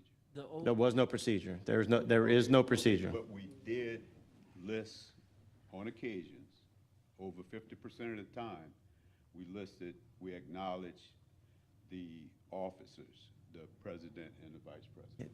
Correct. Mic on, please, I'm sorry. Thank you. I'm sorry. Sorry. So I'll say it again. So on all the plaques that we have in place, over 50% of the time, the president and the vice president of the board at the inception of the project are acknowledged. And last month, I asked to be acknowledged as the president of this particular project and all of the other projects that evolved during my term and Mr. Smith's term as president and vice president. And I didn't think that was very much to ask. Right, yes, sir. So the current policy is listed there, and the current policy reads, plaques should be designated with the project year completed, names of board members, superintendent, and architectural firm. The study revealed that there's some inconsistencies there with what was listed. We're trying to recommend sticking with the current practice, which has been started since 2014, 2015, on a consistent basis that lists the information that's in that procedure before you. Point of clarification. We're referring to adopting the procedure, and the board sets a policy.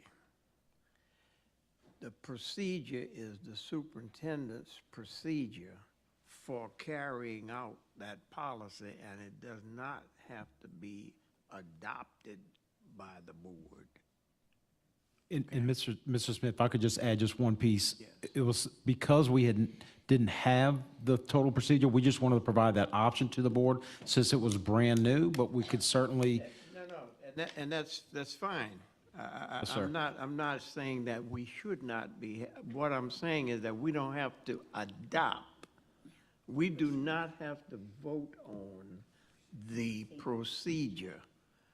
The procedure is we can critique it, we can take out what we feel, but we don't have to adapt the procedure. So that's all I'm doing, is stating a point of clarification here. And if you didn't have a procedure, really that does not offset the policy, because the policy is whatever the policy is, and the policy provides enough information for you to be able to make a decision with regard to what goes on the plaque. So it's not that all you're doing in the procedure here is just restating the policy. So the policy itself is what provides the guidance here. And that's all that's needed. So if the board wants to amend the policy, I think that's what the question would be. Does the board want to amend the policy to include the officers' names on the policy, on the plaque rather, then you can amend. But you don't have to, you can't do it through procedure. Okay. Because the policy states what it states. And Mrs. Smith, can I say that the policy that was adopted in 1980 and last revised, prior revised date, I don't know what 1992 means, but that policy says the names of the school board members and the superintendent shall be those who were holding office at the time the contract for the project was signed. I think the president and the vice president are officers of the school board. As you mentioned, if I'm understanding that correctly. Well, can you explain to me why did they list the president and the vice president on some of the plaques? Mr. Allard, all I can tell you is for the last 10 years, it's been all school board members. And the other thing I think that's at hand here that you're asking is that we have projects, and I've used the one right here that's, I don't know, somewhere outside, I have no idea where it's at. Or is it outside, inside, whatever outside this room. I think that the issue at hand here is, because we've got a couple plaques sitting on hold right this minute, that have already been printed and the projects have been closed out. And that's just for this building, but if I don't know what other ones would fall under, that were approved in 2024. I mean, so are you asking them to be reprinted or made, or, I guess I would like some clarification on that. And maybe others will, I don't know, I would. I think there are 2 other buildings that were approved in 2024 that's not complete yet. And those are the Alumni Center buildings, if I'm not mistaken.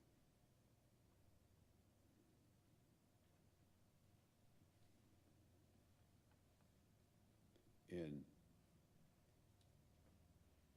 I think some people mentioned that it would cost $6,000 to $8,000 to correct the plaques. That might seem like a lot of money, but we just recently lost over $100,000 in some grant funding that some mistakes were made. So $6,000 to $8,000 is not very significant compared to over $100,000.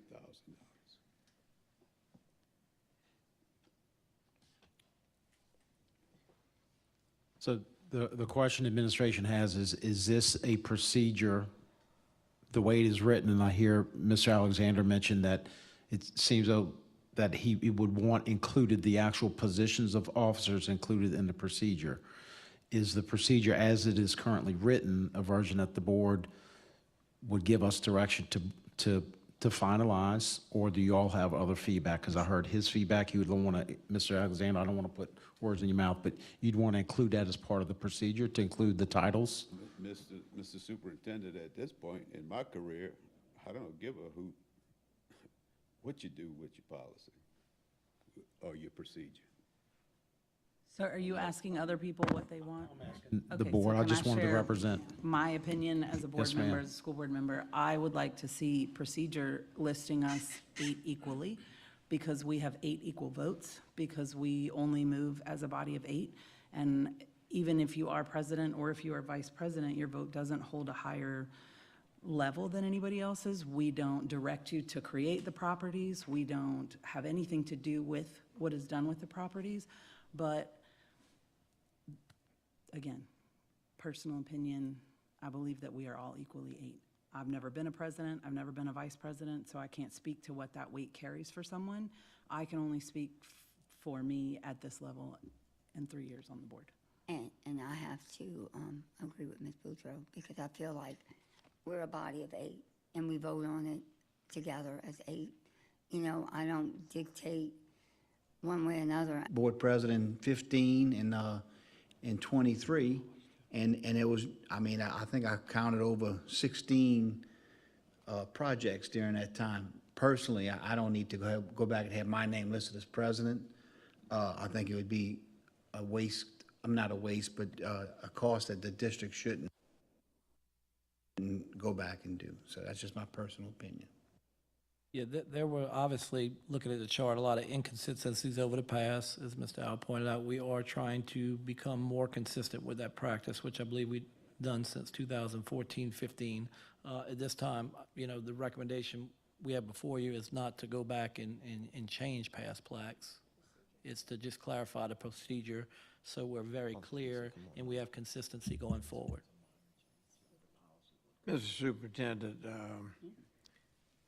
consistent with your role as Secretary of the Board, let the record show that I abstain from participation in any discussion regarding this matter, since I am named as Vice President during the time under consideration.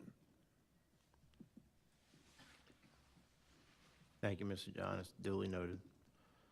One thing I would like to note, and it doesn't relate to the plaques, but when projects are under construction, there are signs that I don't know what you call those, but there's signs that show what the project is for the public's interest, and it lists the board members. And along the same lines as what we're talking about with the plaques, I'd like to see the board members listed the same way by district rather than by position, just so we're clear on that, because I know over the years it's been similar to the plaques. There's been some inconsistency. Also similar to that, in saying things that we're celebrating, it's also things that sometimes in the community people don't support. And then now well, this is all Al's fault because he was the president at the time. We all 8 work together equally. I think take the praise and the hits equally. And when I talk about inconsistency, I'm not pointing any fingers at administration. I know there's been confusion about who the president is, who the vice president is, because oftentimes there's a long time lag between when a project is approved versus when a project is finally completed. So there can be confusion because. Yes, sir. I do feel as though having this procedure in place will eliminate those disparities that have occurred in the last, since we started putting plaques on buildings. So I'm hearing the consensus of the board is good with the procedure as written, and we'll make accordingly to Mr. Smith's point. We do not have to bring procedure per se to the board table for final approval. It is a minor modification of policy, the way it is currently written, but we'll go back and determine whether or not the way the policy currently is written would still allow us to have the procedure that provides more specificity that is necessary from that standpoint. So Ms. Rome and I will meet tomorrow to determine that. So just for clarification, just to recap this and wrap it up and put a bow on this thing and put to bed. The plaques will be printed as this procedure is written with 8 board members, however that is, 4 on the left, 4 on the right, each board member by district, right, as it's written in there. Whether the plaque has not been printed yet or is to be printed at any future date. And it also clarifies that we're not reprinting plaques that have already been done. If anybody is please address that. Is that what the consensus that I heard? Yes, we agree. All right, thank you. That's it. Anybody, any other comments? Move to adjourn. A second. Yeah. I'm not on the committee, but I'll second. Thank you. And consent items, 2.02, 2.06, 4.01, 502, and 503. What's that? 202, 206, 402. I'll bring it to you. 4.01. The only thing I would object to that is I think we keep 503 out, considering there's a cost associated with it. All right. 2.02, 06, 4.01, and 5.02. Perfect. Right. So that's 2.02, 2.06, 4.01, and 5.02. All right. Ms. Boudreaux? Just, if I could just say, just a reminder, service awards is Wednesday. The ceremony itself begins at 5:30 here in the boardroom. 5:30 it begins. They'll typically start coming anywhere from 4:30 to 5, but 5:30 is the actual ceremony itself. Yes, ma'am, 5:30. 5:30 is the ceremony, correct, Ms. Brown? They'll start coming around 5 o'clock, but 5:30 is when we actually start the ceremony. Yes, ma'am. Are you feeding them or doing anything like that? So that they'll eat after. So the ceremony is, we recognize, and we started that last year before last, where we recognize them in a ceremony in the boardroom, and then they'll leave to go to the conference rooms for their dinner. Yes, ma'am. And they'll save you some food, I'm sure. Well, no, I just wanted to make sure I am where I'm supposed to be. Yeah. Move to adjourn. And we do have a birthday celebration for Mr. John Smith. Are we adjourned? Second. You can say that after we are adjourned.